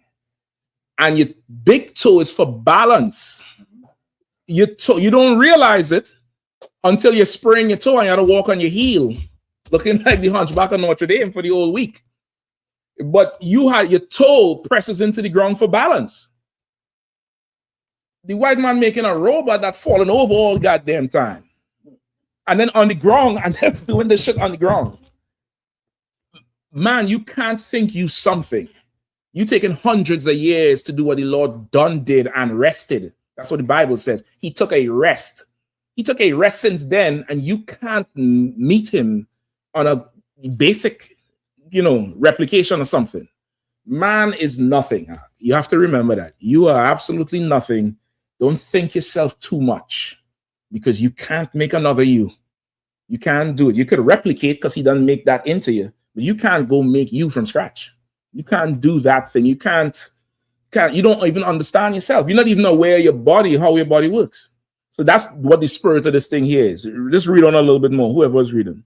Verse 2. Out of the mouth of babes and sucklings hast thou ordained strength because of thine enemies, that thou mightest still the enemy and the avenger. Right? Out of babes and sucklings, meaning you gave strength, meaning the Lord of the people who are born, a prophet is going to raise up. Moses is going to raise up, and the Lord's name gets strength amongst the Lord's enemies because of what man does for the Lord. You get the point? Keep going. Verse 3. When I consider thy heavens, the work of thy fingers, the moon and the stars which thou hast ordained. What is man that thou art mindful of him? Right. Like when you consider everything, who are we that the Lord has to be mindful of us? And think about mindful. Like, I had to think, I had to beware you or else. Or because who is man that, in Genesis, they say they're going to build a tower to go take over the Lord. The Lord make everybody talk different languages. That was it. It was a wrap. You understand? Like, we are nothing. We really nothing. All right, go ahead. And the Son of Man, that thou visitest him. Go ahead. For thou hast made him a little lower than the angels, and hast crowned him with the glory and honor. Right. So that's the spirit of this whole thing, meaning the Son of Man, of course, talking about Christ. You made him a little lower than the angels, but even him we don't deserve. You get the point? Even the one that's to come, we really ain't deserve this shit. We're nothing when you think about it in the grand scheme of things. And knowing that we're nothing, it makes you way more grateful for what you have. That's what you're supposed to be every day, brother, because things could be a million times worse. Things could be horrible for you, absolutely horrible. And it's only the Lord's mercy why it's not horrible.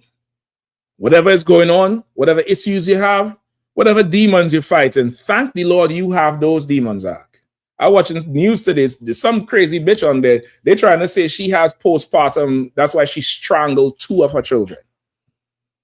You know how much physical force it takes to strangle somebody out? To keep going tighter and tighter. This broad don't look like she work out. So I know there's a certain amount of strength she has. You ain't strangled 1, but 2. And they're trying to say she has postpartum. I think she's just a white woman. And that's just that. Now, consider the demons you battle. Consider what you complaining about. And you better be grateful you don't have her demons out. You better be grateful you ain't sitting for a jury to decide whether you crazy, so you go in the crazy house, or they put you in the chair and give you the injection. You get the point? Because what is man? We're really nothing. We're very fragile. We're not resilient.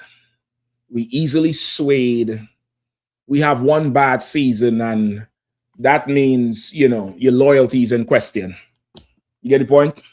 Like, we're really nothing. And you have to remember that if you want to be right with the Lord. And I'm not saying the Lord wants you with low self-esteem. That's not what it is. The Lord wants you like how a parent wants a child. Anybody who's parents in here, you've already got to the point where you's like, who you think you're talking to? You pay bills up in here? You bring the food? Did you negotiate this mortgage? Who are you? The Lord wants you to remember your place. And every child done heard this. We all heard our parents tell us this. At some point or the other. Right? Right or wrong? Some of y'all still hearing it. Hell. You get the point? It's you just want to be in the right mindset. It's going to make you way more grateful. Because when you're a child, you don't consider the lights and the AC and the car working. You just imagine they come. This pisses off every parent. Come in the kitchen, open the fridge, stand there for 5 seconds, twist their head, bend over, close the fridge. 5 minutes later, come right back. Well, nigga, first he was disgusted with what I put in there. First, that shit was too. Your mouth and your tongue, your palate was too polished for that measly peasant food. And then you have the nerve to double back, like if what filet mignon gonna be in the fridge in 5 minutes? You don't consider things when you're a child. But what your parents want is for you to be grateful for what you do have.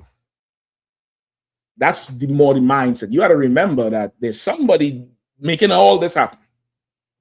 Everything. There's somebody on purpose making this happen. And it's to keep you grateful because you would think if you left by yourself long enough, you would think you making it happen. You would think it's you. You would think that you got some kind of power. Them Christian preachers is excellent at that shit. They think it's them and they anoint. That's what they say. You know, I've been anointed. And what? You? Okay.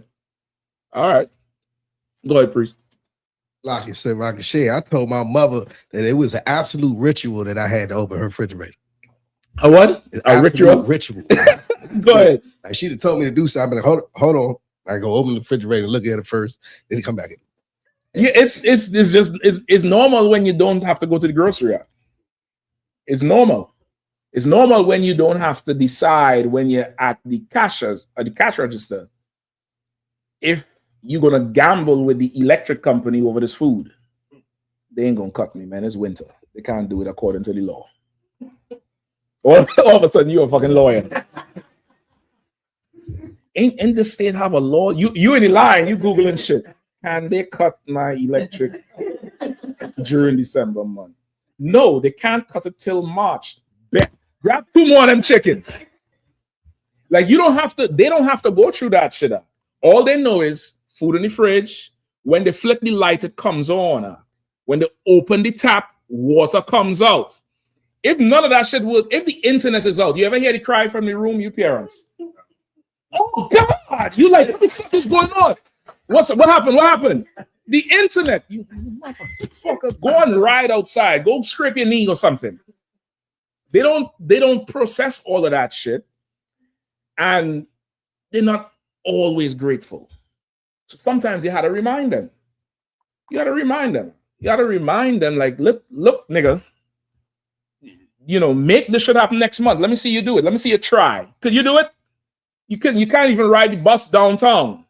Well, you know what? Since you can't do that, and this is what I need. I need this floor swept. I need these dishes done.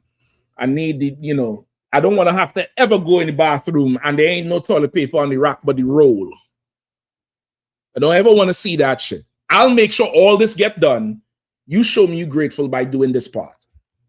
That's really what the Lord wants from us. The Lord wants us to be grateful. How do we show we're grateful? By obeying him, by doing what he said to do and not thinking for a second there's something special about you that you could just do whatever the hell you want. Because he'll put some conditions on you that you will want to do something different and you'll beg and plead to do something different and you will not physically be able to do something different. And when you're stuck in that position, guess what you will say? Oh Lord, please, Lord, put a hand, help some mercy. Stretch forth your hand, Lord, and touch your measly servant. All now you want to be humble because you're jammed the fuck up. Why wait till then? Why not just remember what David said?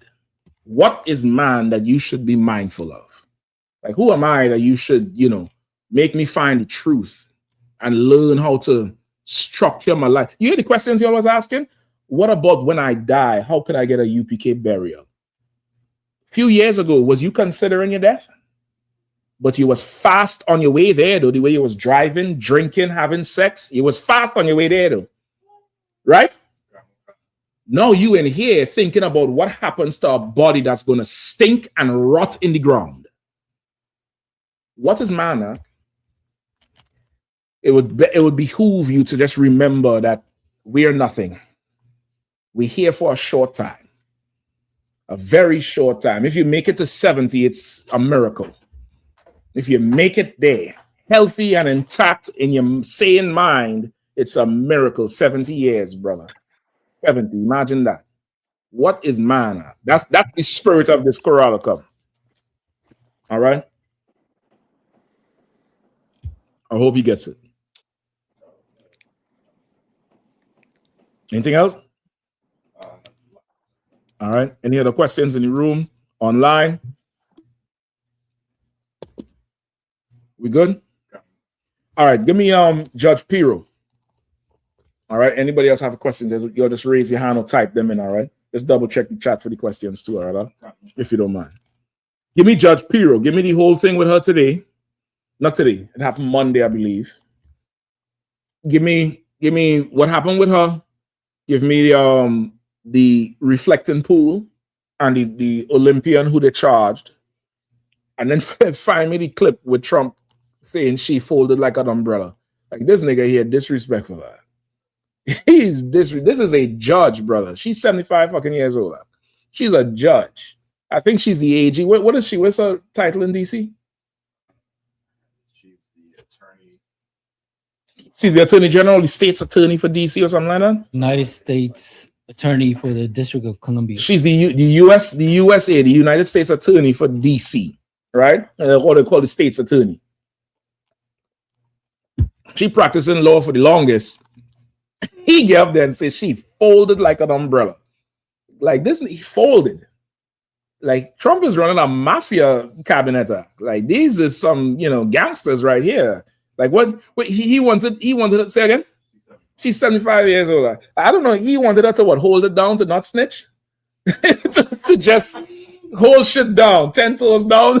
Trump, what is he talking about? They're all supposed to be politicians. That's why I say business is run by criminals. It's run by people who would, in America, I'm talking about the American culture for business.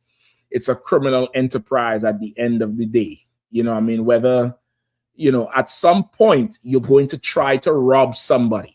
You're going to try to stiff somebody, which is why Christ's kingdom needs to come on the earth, because we have laws with how we operate with each other. This kingdom here, brother, it's down here like the culture is to get over on somebody. And once you get over, it's like, well, they got me. You know what I mean? Shit, they got me. They talked a good game, but damn, they got me. And it's just part of the culture. You don't look at it like, shit, this person robbed me. You look at it like, damn, they got me. And you go to see who you could get next. And that's just the cycle of America. Who have the article with Pirro? Anybody? Or the reflecting pool? Come on, man. Y'all look it up. You have it? Go ahead, grab one of the mics. Go ahead. President Donald Trump said Tuesday that he not yet made a determination. You put up Judge Pirro on the screen now. You all need to see this broad face. Go ahead. Go ahead, brother. About whether Janine Pirro's job is safe, and the strongest public comment yet on her future as U.S. attorney for the District of Columbia. No, he getting ready to fire this broad, right? Now, some people are saying this is all a distraction because of the Idaho shooting, right? Did you remember you all saw the shooting in Idaho this weekend? The little white boy got an AR and got out there and was, I mean, punishing people in the Teslas. And of course, he self-inflicted wound according to what they're saying, but he, of course, was a racist and a Trump supporter. Not that one. Don't give me that one. Give me the old one with the saggy neck. Give me that. No, right there. You see to the right, top right there with her mouth open. Give me that one. That's the one you want. That's the one you want. That's the one who was saying they're gonna prosecute to the fullest extent the parents. You remember when she said they're gonna prosecute the parents in DC for all the teenage takeovers. It was her. It was her who was pushing all of that up. And they need to keep the teens in order, and we're gonna prosecute the parents to the fullest extent of the law. Now you're gonna apply for food stamps. You're gonna apply for some of that SNAP. She gonna need some of that SNAP to help with that lawyer appetite she done had. Right? So keep going. So they're considering firing her. Now, this could all be a distraction for the Idaho shooter. The Idaho shooter was a Trump supporter. He was angry he couldn't get hired by ICE. He had some choice words about immigrants. You know what I mean? He was a bastard. He was a total bastard. And this could all be, smoke to cover up all of that shit. Because they ain't talking about the Idaho shooter no more. I mean, how many of you heard of it before tonight class? Everybody heard about it? Not someone shaking his head. What about the sisters? You all ain't even heard about that shit. Oh, give me that. Give me some of that footage. That nigga was playing on was he getting Call of Duty, but he ain't good at it. You could tell. You could tell he ain't good at the shit out. But he was out there playing Call of Duty at the In and Out in Idaho. And he was just letting off. He was out. You could just type it in and pull up a video of it. And you go ahead and read in the meantime, Master One, please. The remarks came after Trump told reporters on Monday in the Oval Office that Pirro choked and folded like an umbrella. He said she choked. She folded like a you gotta hear him say it to her. Because you might as well go ahead and play the damn video of Trump. You gotta play that video of Trump, brother. He said that shit like she was supposed to hold it down. She was supposed to go with the assignment. Yeah. And I was disappointed with Jeanine Pirro. Really disappointed with Jeanine Pirro. She folded like an umbrella. We took something that was in deep trouble. It was a graffiti-filled, crime-filled mess. We turned it into Shangri-La. But these monuments look better than they did when they were originally built. Not just a little fix-up. We made them the way they were plus. When Jeanine looked at it, it was the day after the 4th of July with the largest fireworks display in the world. And the stuff was laying all over the pool. But that was working beautifully. And it was vandalized. And if you look at the tape, now the tape isn't a great tape in the sense that it's a little hard to say who it exactly was. But it was people cutting this very expensive material, waterproofing material. There's no tape about that. He's lying. There's no tape showing people cutting shit. I think he said they took a razor and ran, I forget how much meters under the water. So what the fuck is he talking about? Go ahead. It looked beautiful. And then they cut it and they vandalized. And we weren't necessarily thrilled with the contractor, but they did a job and they were fixing any problems. But then it got carried away because the judge was extremely unfriendly to Jeanine. And frankly, I think she choked because the judge was vicious. Instead of going after the people that did it, the judge went after her and went after her department. And I guess she choked. I don't know what the hell happened. What she put on? That's what the fuck I want to know.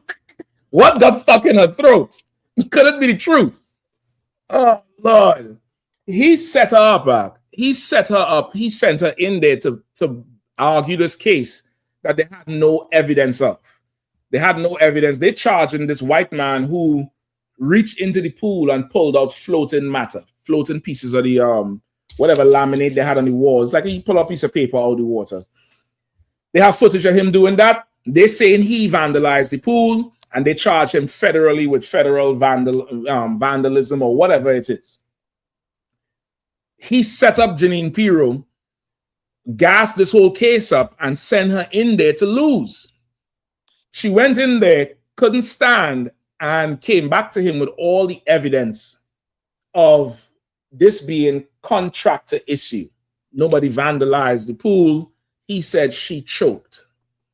He said the judge who was over the case was, because remember, she's the state's attorney, so she's like the prosecutor. He said the judge was being unfriendly towards her, meaning the judge wasn't being just in his mind. The judge was being unfriendly. So it lets you know what's going on with him mentally. What's going on with him is that he thinks anybody who he gives power to has to do what he wants, how he wants it while he's in office, whether it's right or wrong. He doesn't care about what's just. He doesn't care about what's right. He only cares about what works for him. And he wanted Pirro to go in there and, I guess, stand up to the judge or push the case forward. Whatever it is, she conceded. He said she choked. She folded like an umbrella. Like, was she supposed to stay open for you? She's supposed to, I don't know, what does he want from this broad? You get it? Let me see what they're saying. MAGA can't save you. Joe Biden can't save you. He don't know who he's supporting. He's been going off. Oh, they got, you know, you talk about anything with politics with Trump, they come on the woodwork. And it's absolutely fine. You got till November, devil. I heard in November it's going to be rough for you all in that midterm. Very rough. So, of course, now that's what they're talking about. She going, oh, you have the footage of the shooting? Let me see that. That's for anybody who didn't see. Now, this is he's 24 years old. His name is Chad something, I believe. All right. And this is him. Ooh. Stop right there. Pull it back. Now listen now. Tesla, at this point, Tesla, you ought to sell a Glock with that car right now. You can't sell that car with just the car alone now. You ought to send a Glock that would come down all the ceiling and shoot itself. Because this fool here, go ahead. My question.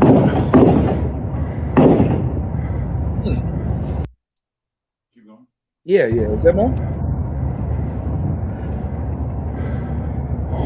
Look like he high. Can't even walk straight. And he's just looking for anybody who's hiding. He's such a coward. This is such a coward. Now, shortly after, I don't know if you have the footage for it, you don't need to get it. I believe it's a brother, his name is Salinas or something like that. He's a gun enthusiast, a 2.8 type of. He was on the scene. He went in his trunk, pulled out his everyday carry, and started returning fire at him just after this. And he said visibly in the interview, he said that once this dude realized somebody was shooting at him, everything changed. And then there was another off-duty cop who was there that they started shooting at his direction. And they believe those people is the reason why more than 3 people ain't dead. Like with the rate he was going at and the type of weapon he had, the casualties were supposed to be way more. But his, not manifesto, but his recent posts online was about Trump, was about how much he wanted to be an ICE agent. He was angry he couldn't get hired. He was angry about immigrants. He said they're losing the country. And I mean, who knows? Maybe they're trying to hide this shit, but this happened Saturday or Sunday or something like that.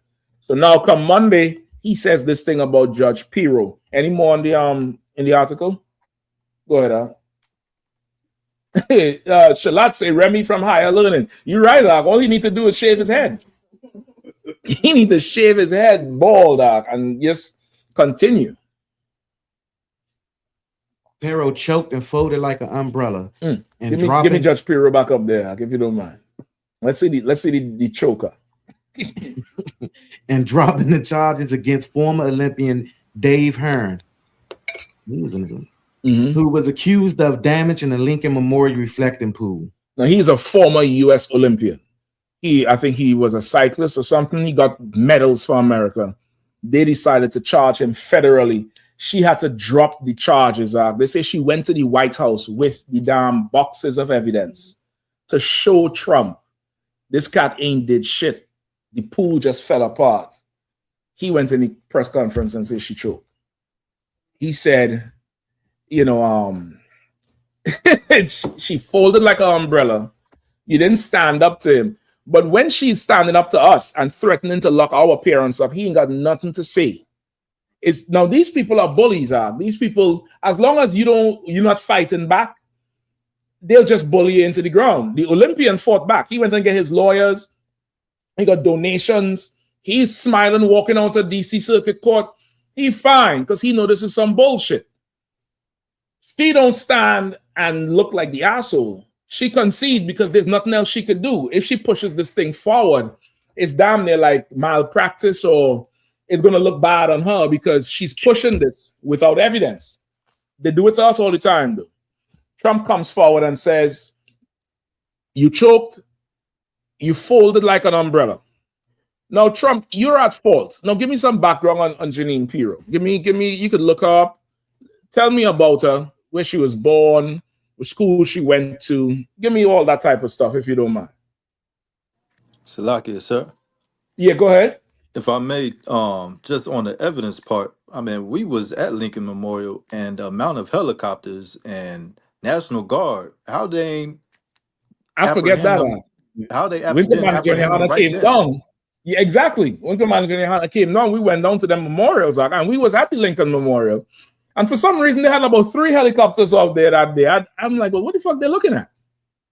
And they was down there, and there's so many cameras. You could see if anybody did anything. Nobody did nothing. He just hired the wrong man for the job. That's all. He hired the people who you deported would have had your pool looking like, I mean, something out of a comic book. The people who you deported would have did a better job than that fat bastard white man you had up there doing the contract work for you. All right. So give me Jeanine Pirro. Whoever. Anybody, whoever have it. Go ahead. What you want to know? Tell me about her. Where was she born?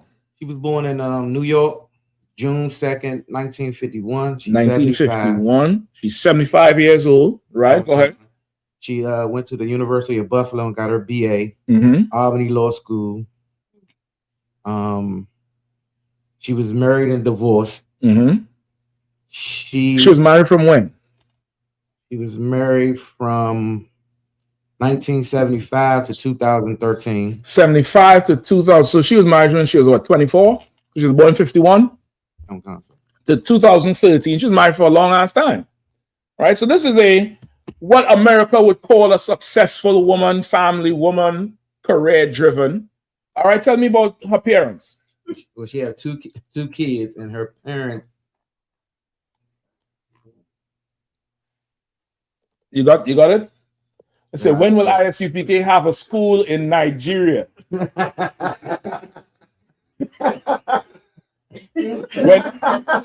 the Nigerians start using toilet paper instead of the left hand.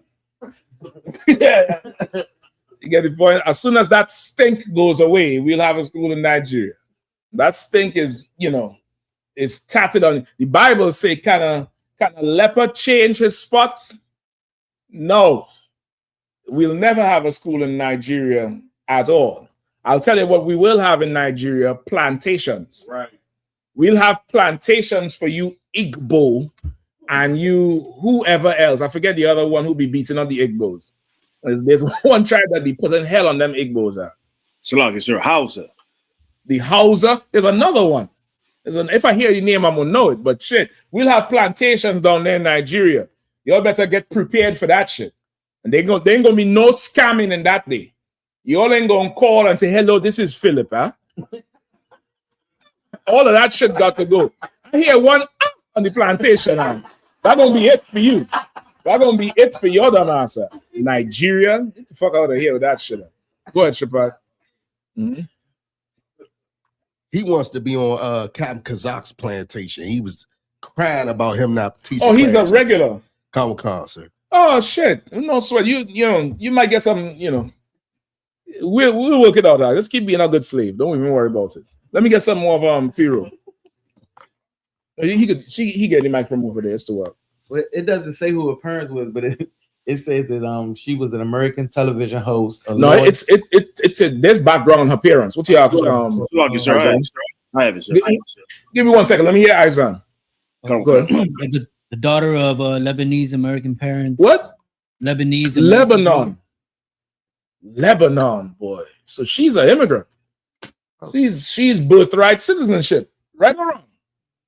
This is the birthright citizenship right here. Her parents was not good kid. Let me get some more on her parents. Both her parents were born in Basalim in Lebanon before immigrating to the United States.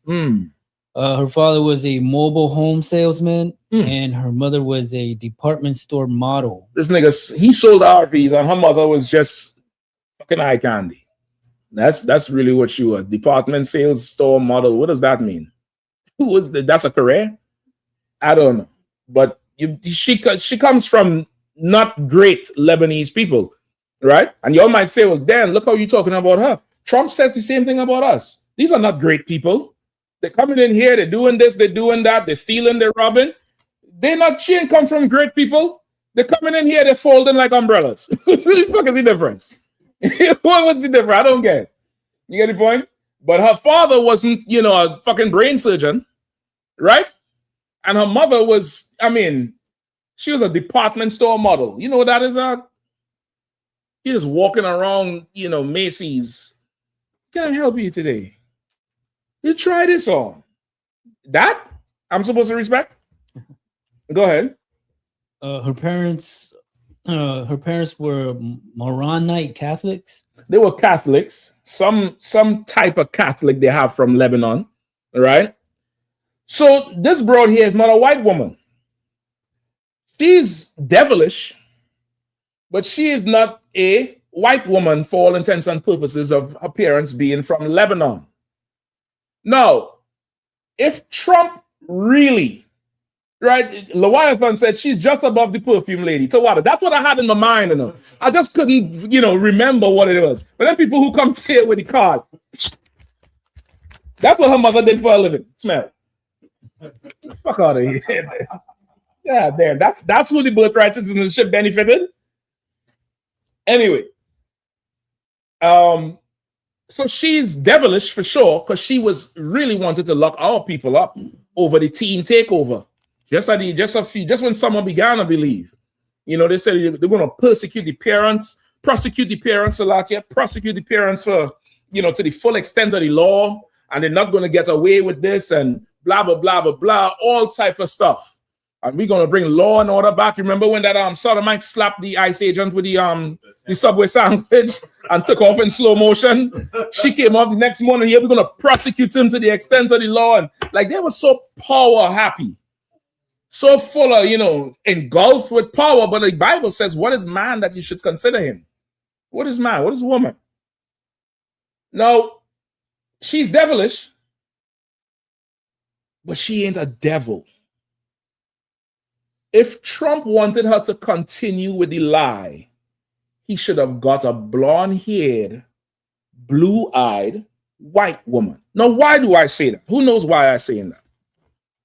Let me see where you are. Come on, Nasa One. If I may, because white people are the devil. The white people are the devil. You sure right, huh? But I need proof. Just like they didn't have proof, so the case fell apart. I need proof on what I say now. Now, yours is my legal team. I'm making my case here today against Trump on behalf of my clients, because tonight this broad here is my client, right? I'm saying it's not her fault. She was a DEI hire. He should have hired white if he wanted the job done right. That's a bar. Hire white if you want the job done right. Don't come and say she folded like an umbrella. You should have gotten a white umbrella. Go ahead, Bakwash. Can you use this precept? Who can make straight what God has made crooked? That's not what I want, because that would be more so if she was a devil and you want her to do the right thing. But no, but when you said if you wanted the job to be done right, to hire white, so the white woman would have been crooked. She would have been crooked, but You probably could use it. That takes a little explaining. I wouldn't use that one. Go ahead. You kind of said almost the same thing to this, but Ecclesiastes 13 and 15. Every beast loveth his life, and every man loveth his neighbor. Okay, I'll take that too. Okay, I'm thinking something a little bit more simple. Give me a picture of Carolyn Bryant. Let's start with her. Give me a picture of Carolyn Bryant. That's one.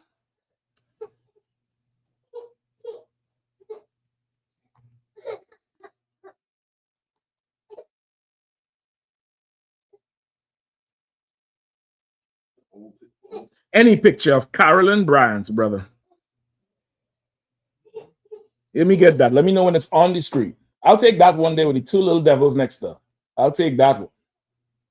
In fact, hold on. Give me the other one. Give me the one right on under it with the man holding the bastards. Right there. You're scanning over it. Right there. Yeah.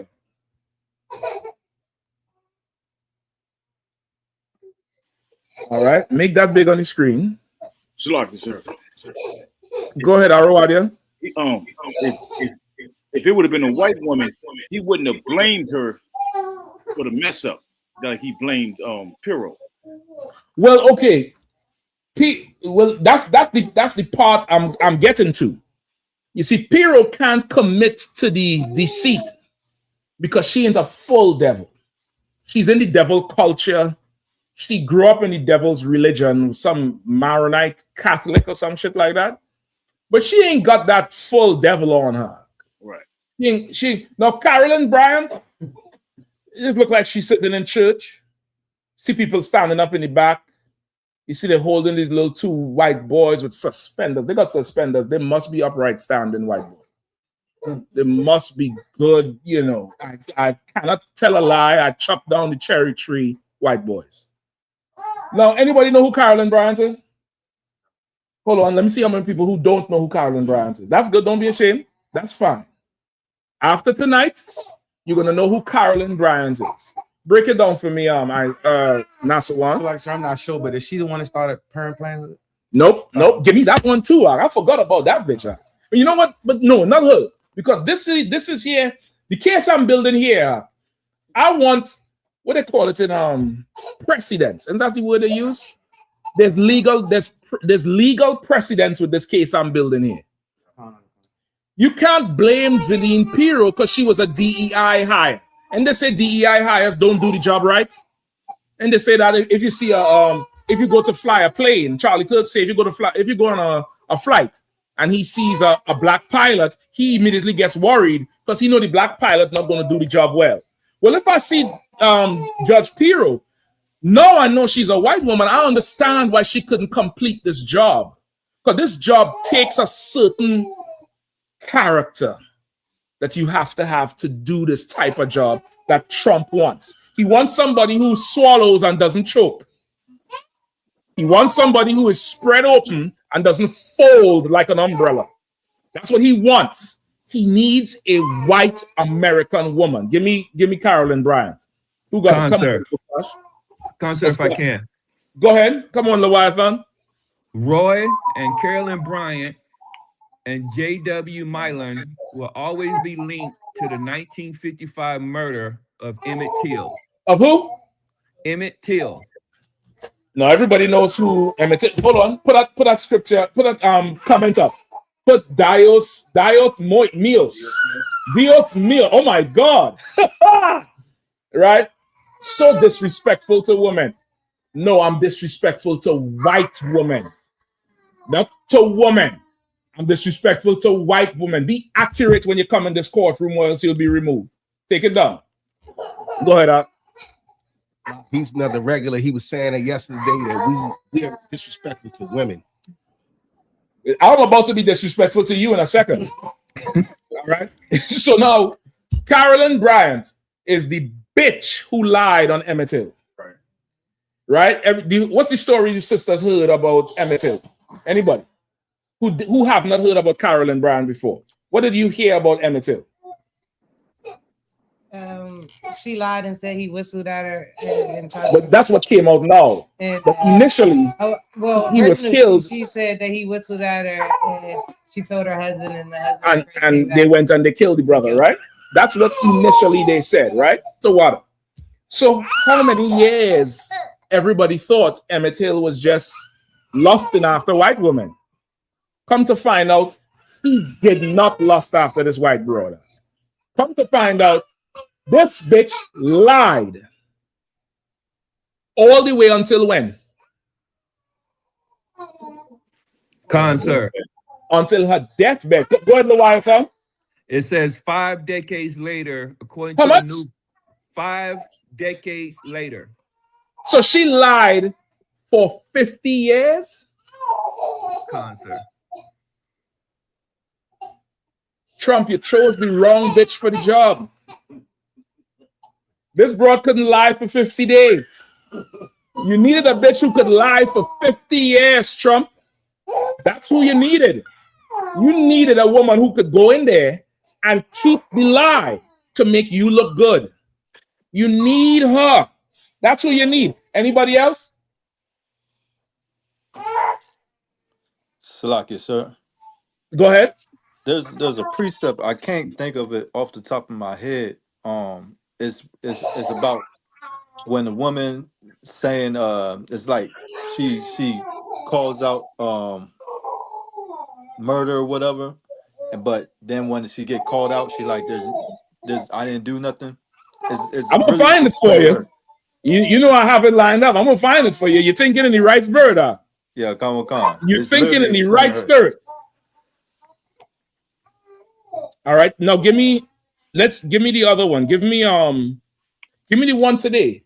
The one today who not today, but in modern time, who strangled the 2 kids. She's in court right now. Put her picture up. Hold this one for me too. All right.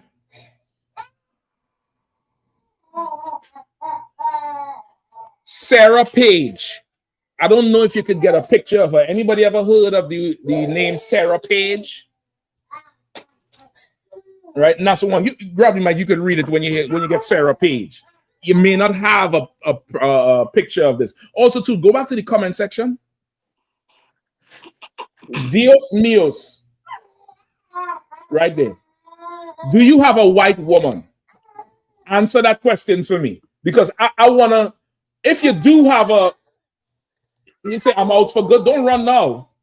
Don't run now. I need to know if you have a white woman, Dios míos. Because if you have a white woman, I need you to fax me her resume, because I believe Trump have a job for the bitch. I need to know if you have a white woman, all right? I need Sarah Page. If you have a picture of Sarah Page. Oh, you are a white woman. Well, bitch, this is for you. How long have you been lying? Salakia. Well, damn. That explains a whole lot. Hey, Salakia, sir. Come on out. And you hit a nerve, and so she's so subtile as a white woman. She tried to join black women and say, you're disrespecting women. Trying to get black women to side with her when, like you said, no, devil, I'm disrespecting white women. I didn't even pick up that one. She's so you right there. See, and I bet she's a feminist. And listen, if not Paige, Dios míos, put a picture of her. I guarantee you this bitch got a shaved head with green and purple dots all over the damn place. A fucking one of them, the cattle ring up in here. Nothing wrong with that. Yeah, the septum one. Nothing wrong with it if that's what you like. But when it's on them, it's something else. I bet you she's one of those who walk around with a dress, a summer dress, but with the Dr. Martin boots up to just under the calves. You can see the big pale calf with some socks. I bet you that's Dios míos. You are a white woman. Go apply for Pirro job, man. Trump could use your lying ass. Now let me get Sarah Page before the time run out. All right, please. Let me get Sarah Page. Go ahead. Like sir, is that the Tulsa? That's Tulsa. Okay. No, this is not her. That's a common name. You got to look for Sarah Page, Tulsa. Her name was like her Beaver first. Sarah Beaver. God damn, that's a horrible name. S-A-R-A-H. All right. Let's see if there's a picture of her. If there's no picture, just somebody read out for me Sarah Page. Give me those pictures there though at the top. One of the black and white ones. Hold on. Stop right there. Move that thing. I'm gonna read the caption. Yep. Give me that picture. They say she's in the center. Hold on, go back to the caption. The real Sarah Page, Center for Public Secrets reveal full identity of woman whose encounter with Dick Rowland launched the Tulsa massacre. Well, it don't identify her, but she's one of them bitches in there. Pick one. Close your eyes. It's the third from the left, sir. The third from the left. So that's that little girl? Yep, the third from the left, it says. I don't know, because she was working. So it got to be the one in, I don't know. One of them devils are fit for the job. Now give me the background on Sarah Page if you have it. On Memorial Day 1921, a young white Tulsa, Oklahoma elevator operator named Sarah Page had a confrontation with a black teenager named Dick Rowland. Teenager, always some young boy. Always. The Bible says when we came out of Egypt, Amalek, who is the white man, that's the biblical name for the Jewish people today, that race. They're white, but they come from a certain lineage. That's Amalek. It says when we came out of Egypt, we sought passage through Esau's land. Esau would not give us passage. We had to pass around through the valley of fiery serpents. And passing through the other way, Amalek came from behind. Now, if you know anything about caravan, the men and the soldiers would go forward. Then it would be the young people, the women, and the elderly in the back, because they wouldn't be able to keep up with the soldiers. And of course, if there's an attack, they would select it. Y'all keep it down with that crosstalk, all right? If there's an attack from the front, the soldiers can handle it. It was common practice for it. Select it. Y'all keep it down with that crosstalk. And if you have something to say, raise your hand. And class gonna be over soon. You're gonna be able to, converse and socialize as much as you could, all right? But I hear everything and I see even more. All right. I appreciate it. Help the sister out. She's ready to leave. All right. So now, give me some more on that Sarah Page. The incident in Tulsa downtown Drexel building soon spiraled into a Tulsa race massacre of 1921. Right. So now, this is another young boy. Emmett Till was young. She was young. He was young. Amalek came, when we coming out of Egypt, Amalek came from behind and slew the hindmost of us. Meaning, he didn't attack the front where the men were. He came from behind and attacked the elderly and the young. And that's always Esau. Esau does not go for a fight that he thinks he can win. Quote, with the Iran war, Trump said, why don't they just lay down? Why don't they just surrender? He made that statement about 2 months ago when Iran was still receiving bombs and then still sending them back. Because to them, it's like, shit, we bombing the piss out of y'all. When will y'all just not fight back? And all his counselors was telling him, don't go into Iran. They're not the typical Arab. They're going to just wait you out and fight you. You get the point? They're going to just do that. He ain't listen. But they have a knack of going after the youth who are relatively powerless against them. If you notice how cops pull over young brothers, whether they're black or Latino, the vibe on it is you have to yield to me. And there's a whole lack of human respect to that. This was a teenager. She's an elevator operator, I believe. Go ahead. Much like Rowland himself, Page remained known today only. Page remained known today only through the accumulated legend of sparse news articles and the speculation of historians. As it turned out, most of Sarah Page's legend is untrue. Unfortunately, it is now possible to meet the real person at the center of the Tulsa race war. Right. So of course they're gonna try to clean her up. So for the longest while, it said Does it go into the incident? If not, anybody who has it, if not, I'll just say it for what it is. So, like, sir, I got a detail. Go ahead. Come on with that, Roger.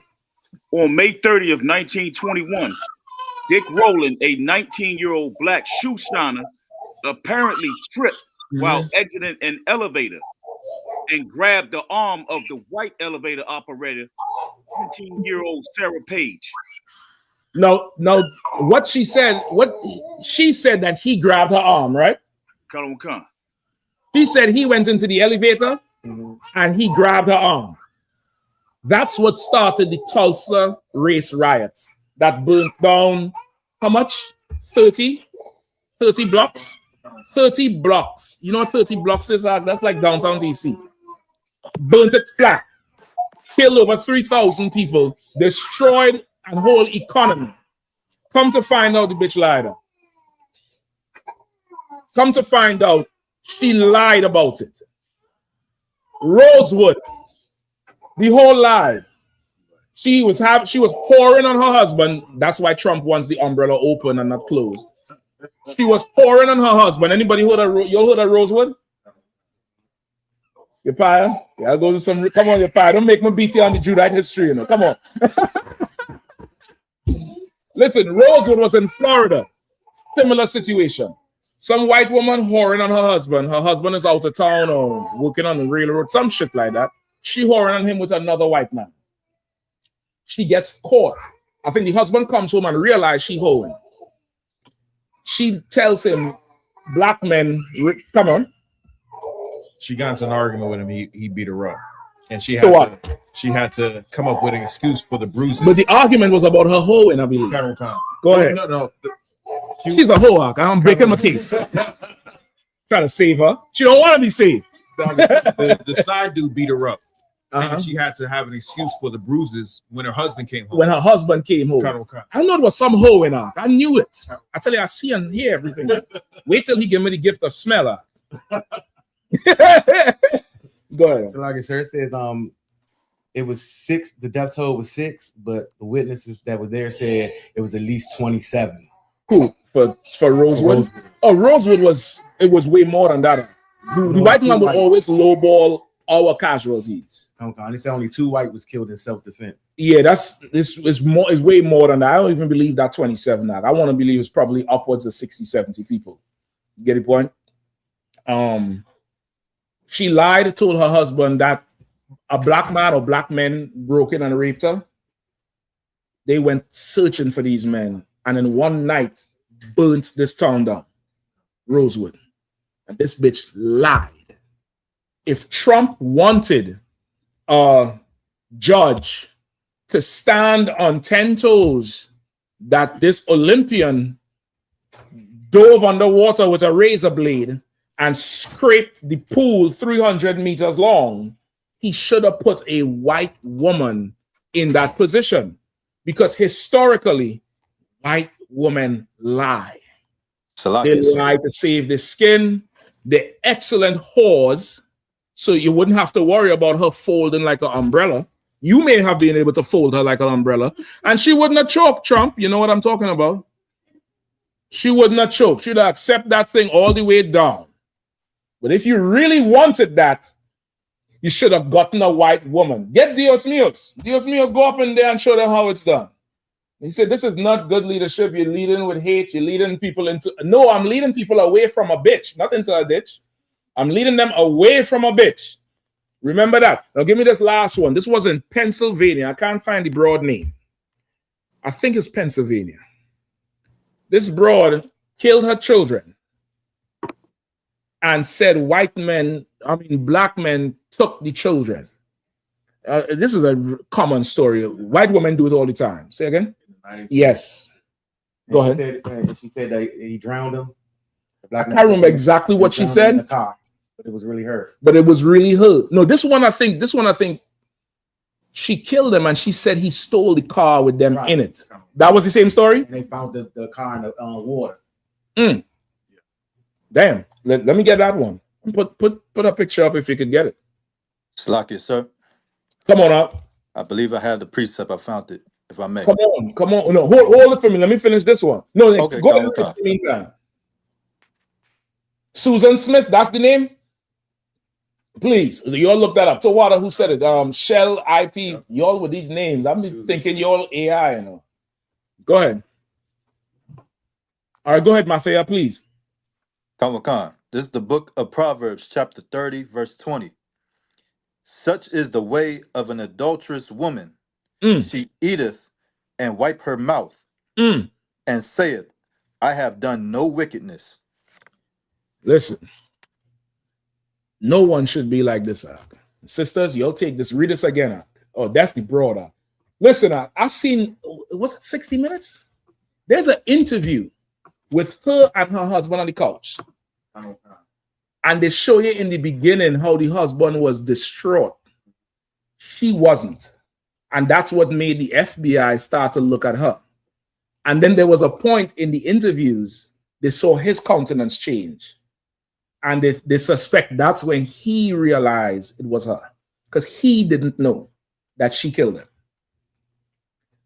Anybody knows why he didn't know? Anybody could by now? Because she's a good liar. She didn't fold. She didn't choke. Y'all see what I'm saying here? You see how excellent these white women are at not folding and not choking? You could swallow it whole. They wanted Judge Pirro to go up in there with her Lebanese. She has a whole community behind her. You think she's gonna let them down? But this white woman, she's not gonna let America down. She's gonna hold it down for them. She's gonna swallow it down. She ain't gonna choke Donald. Go ahead. Huh? This reminds me of a story when I was in the Esau's military. I was it was right out of boot camp and I was in school, and I had went away for this weekend, but they was having a party when I left. This one chick, she was a white girl, and she was known for being like a prude, like, you know, she would be acting like she was promiscuous, but then she would like cut you off at the last minute, right? Okay. So that was her reputation. One of the guys proved that wrong, and one of the other guys that liked her saw him carrying her into a room. Yeah. And since she didn't want that reputation to get out, she said that he raped her. The guy who saw it, or the guy who was taking her in? The guy who saw it. She said that the one who saw her going in the room raped her. Yeah, because he asked her about it, and he said, and she was like, "Well, he raped me." So, the guy who took her in the room. She's saying he raped her. Okay, because she wanted to keep that reputation, right? So when she said that, it was a whole investigation launched and everything. Come to find out, she was lying, because he had two other dudes in the room hiding, and they seen everything that was happening. And then when they confronted her with everything, she was like, "Yeah, I just didn't want people to think I was like that." She ate food, She ate food, and when you eat a piece of chicken, sometimes that chicken is good. The grease end up all here, and she wiped her mouth and said, "I ain't do nothing wrong." That's what the Bible says. You can't be like that. Trump wants Judge Pirro to wipe her mouth and say, "I did nothing wrong." If you want somebody who won't wipe their mouth after they put something in it, get a white woman. She has a career of doing this since Rome, since whenever, since Christ at the well. The white woman came and said, surely, I forget what she told him.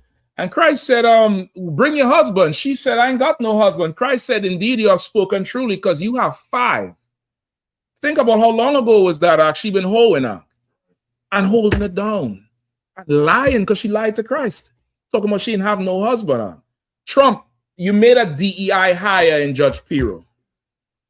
And you should have known that not seeing a white woman up there, that, at some point in time, she couldn't really go the distance you wanted her to go. She couldn't really do that thing. You need one of these here. Go ahead, Nasawan. Like, if I may, I noticed one thing when they talk about Smith and all the other ladies, it says an American woman. If she was black, it'd have been like a black woman. African American, black something, something. It just says American woman. But we have cues, of course. Once children is involved and harm is involved, we all know it's them. That's their nature of doing things. And they'll just lie about it. They'll just go to the grave and not do it. Like, what's his name? Bill Clinton. Bill Clinton came on TV. I remember seeing it. I saw it. I do not know this. I never had relations with this woman. Then the dress came out. Then he come out and said, well, what happened was you need a devil if you're going to do devilish shit. All right. Any more on them? Give me that one. What? She was an American woman who was convicted of murdering her two sons. 3-year-old Michael and 1-year-old Alexander in 94. Right. In 1994, she was convicted of murder by strapping her children to their seats and rolling her car into the Long Lake in South Carolina. What am I talking about? Give me Casey Anthony. God damn. I forget Casey Anthony out. Now she's still alive. She could go do this job. She was denied parole in 2024. She was eligible for parole. I'm a concert. But leave her up on the screen, though. I need her up there. So now she got convicted of killing these two boys. But give me before the conviction, before the court case. The case gained international attention because Smith false claimed that a black man had kidnapped her sons during a carjacking. This Susan Smith. She claimed what? That a black man had kidnapped her sons during a carjacking. A black man came in there. He was big. He was black. He was monstrous. And there was a carjacking, and I couldn't help myself because I'm just a little old white lady. Little, not old, but you get the point. So helpless, and then cry. And he took the car, and the boys was in the back seat. Connor, I couldn't do anything to help them. Boys was in the back seat. I seen sisters hold on to the hood of the car when they're trying to get a nigga attention. This bitch here weaker. If this happened, come later to find, and they had a whole, I think 9 days I think her lie went on for like a month or something. It was a long while, and they had statewide manhunts and FBI news coverage and what they call the artist depiction of what the man looks like. She made up what a nigga looked like. Think about how many people get pulled over this fake picture that she gave the cops. And she held on to this thing, brother. And when you go home, just look up Susan Smith and look up the YouTube videos. The police started looking at her because she was not mourning the children. I think the children was missing for a while. I think they found their bodies or something. When they realized they was dead, I think she wasn't really, they said her disposition was not like the husband's disposition. They started looking at her and really checking into her story. And then they pressed, and I think the husband is the one who really pushed everything over because he realized that she did it. And as they have them on the couch and they have the cameras, she's talking to the camera people like this is her show. Like, finally she getting attention. And the husband sit down there stone-faced, like hurt. And then they drove it home. And then finally, all the way in the end, she finally confessed.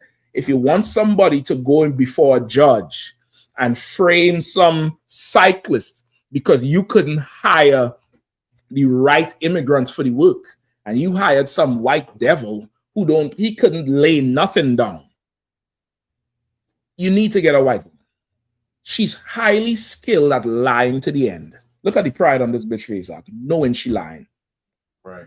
Mike's in her face. You all know the 90s was Oprah. I'm sure Oprah covered this thing.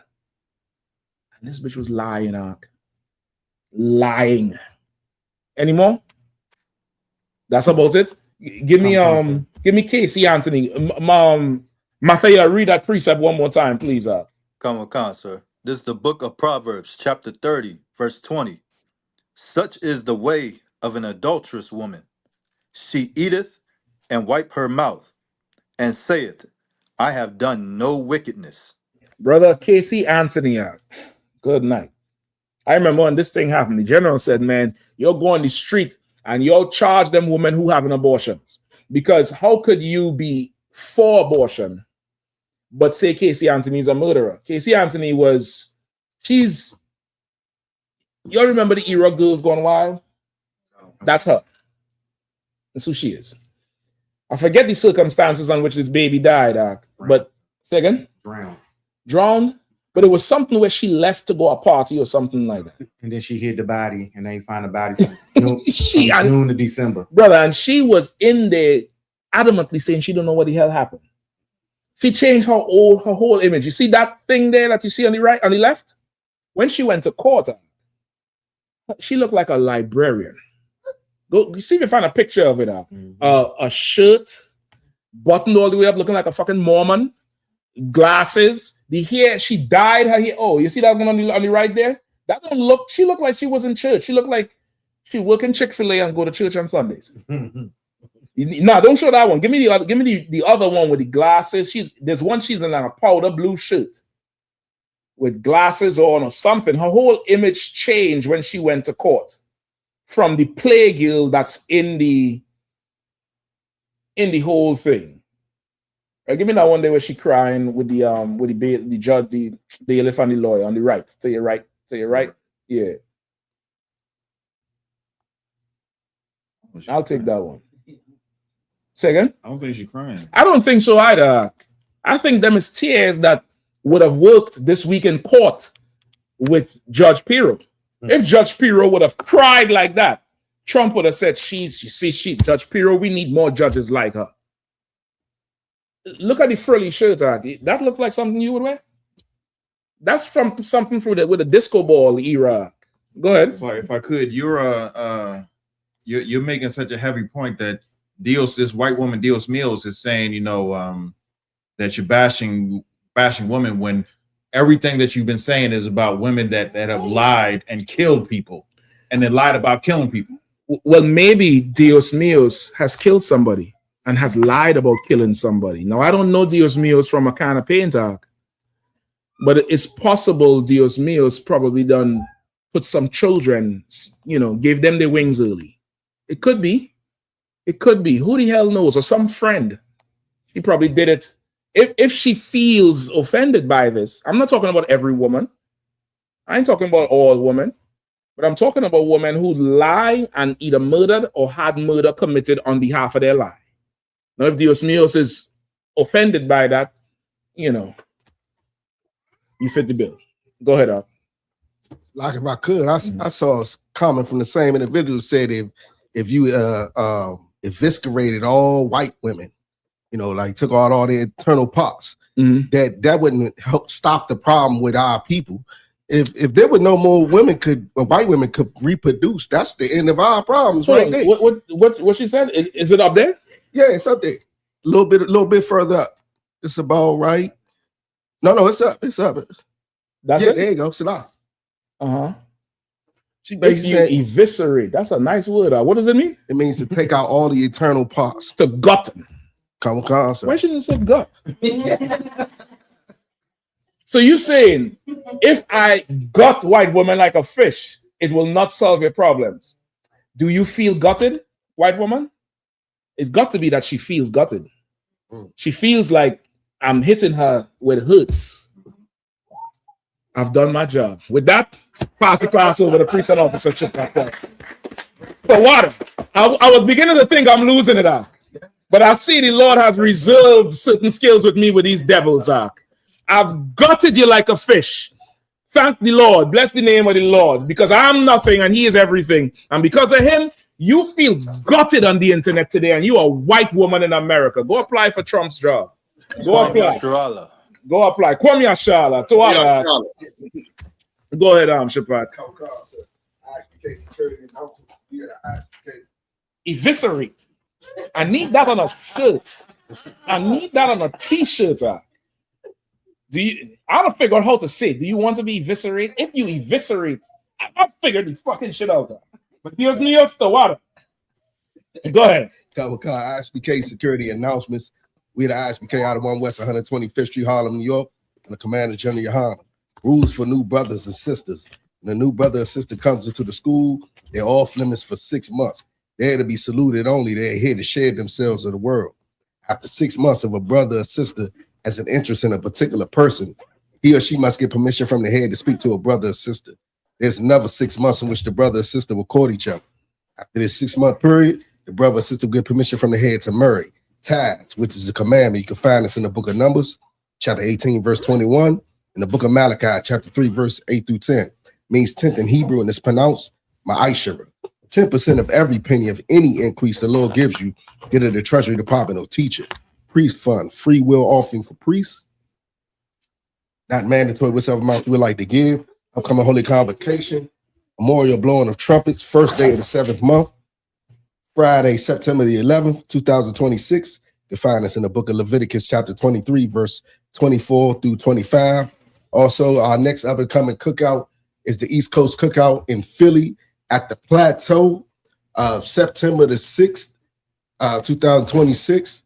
If you haven't made your arrangements already, make sure you book your hotels, get your travel arrangements together. Right. Shalaka, sir, anything else you want to add? Pay your tithes. Definitely support the cookout for sure. Philly, I believe it's September 4th weekend. Also shout out Chicago. They had that Midwest Fire weekend this weekend. Always that's good. Kicking off the right way. We have Philly next, Houston, what do you call this place? California, Vegas. I'm missing one, right? It's 5, right? Tennessee was first. Tennessee was first. Then Chicago. We're going Philly. We are Houston, Vegas. Right? You'll make sure and line it up, make them down there as best you can, because it's good social atmosphere for us, especially in this time and where we have to suffer these devils. All right.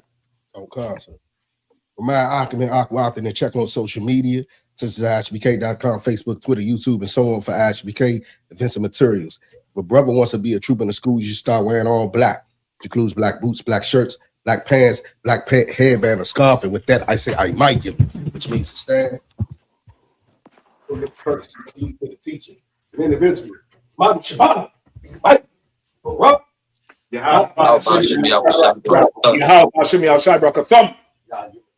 Saw, which means to turn. Since you may stand, I give courtesy salute to the distance. Individually, Mom Shabbat, Mike, up. Yahweh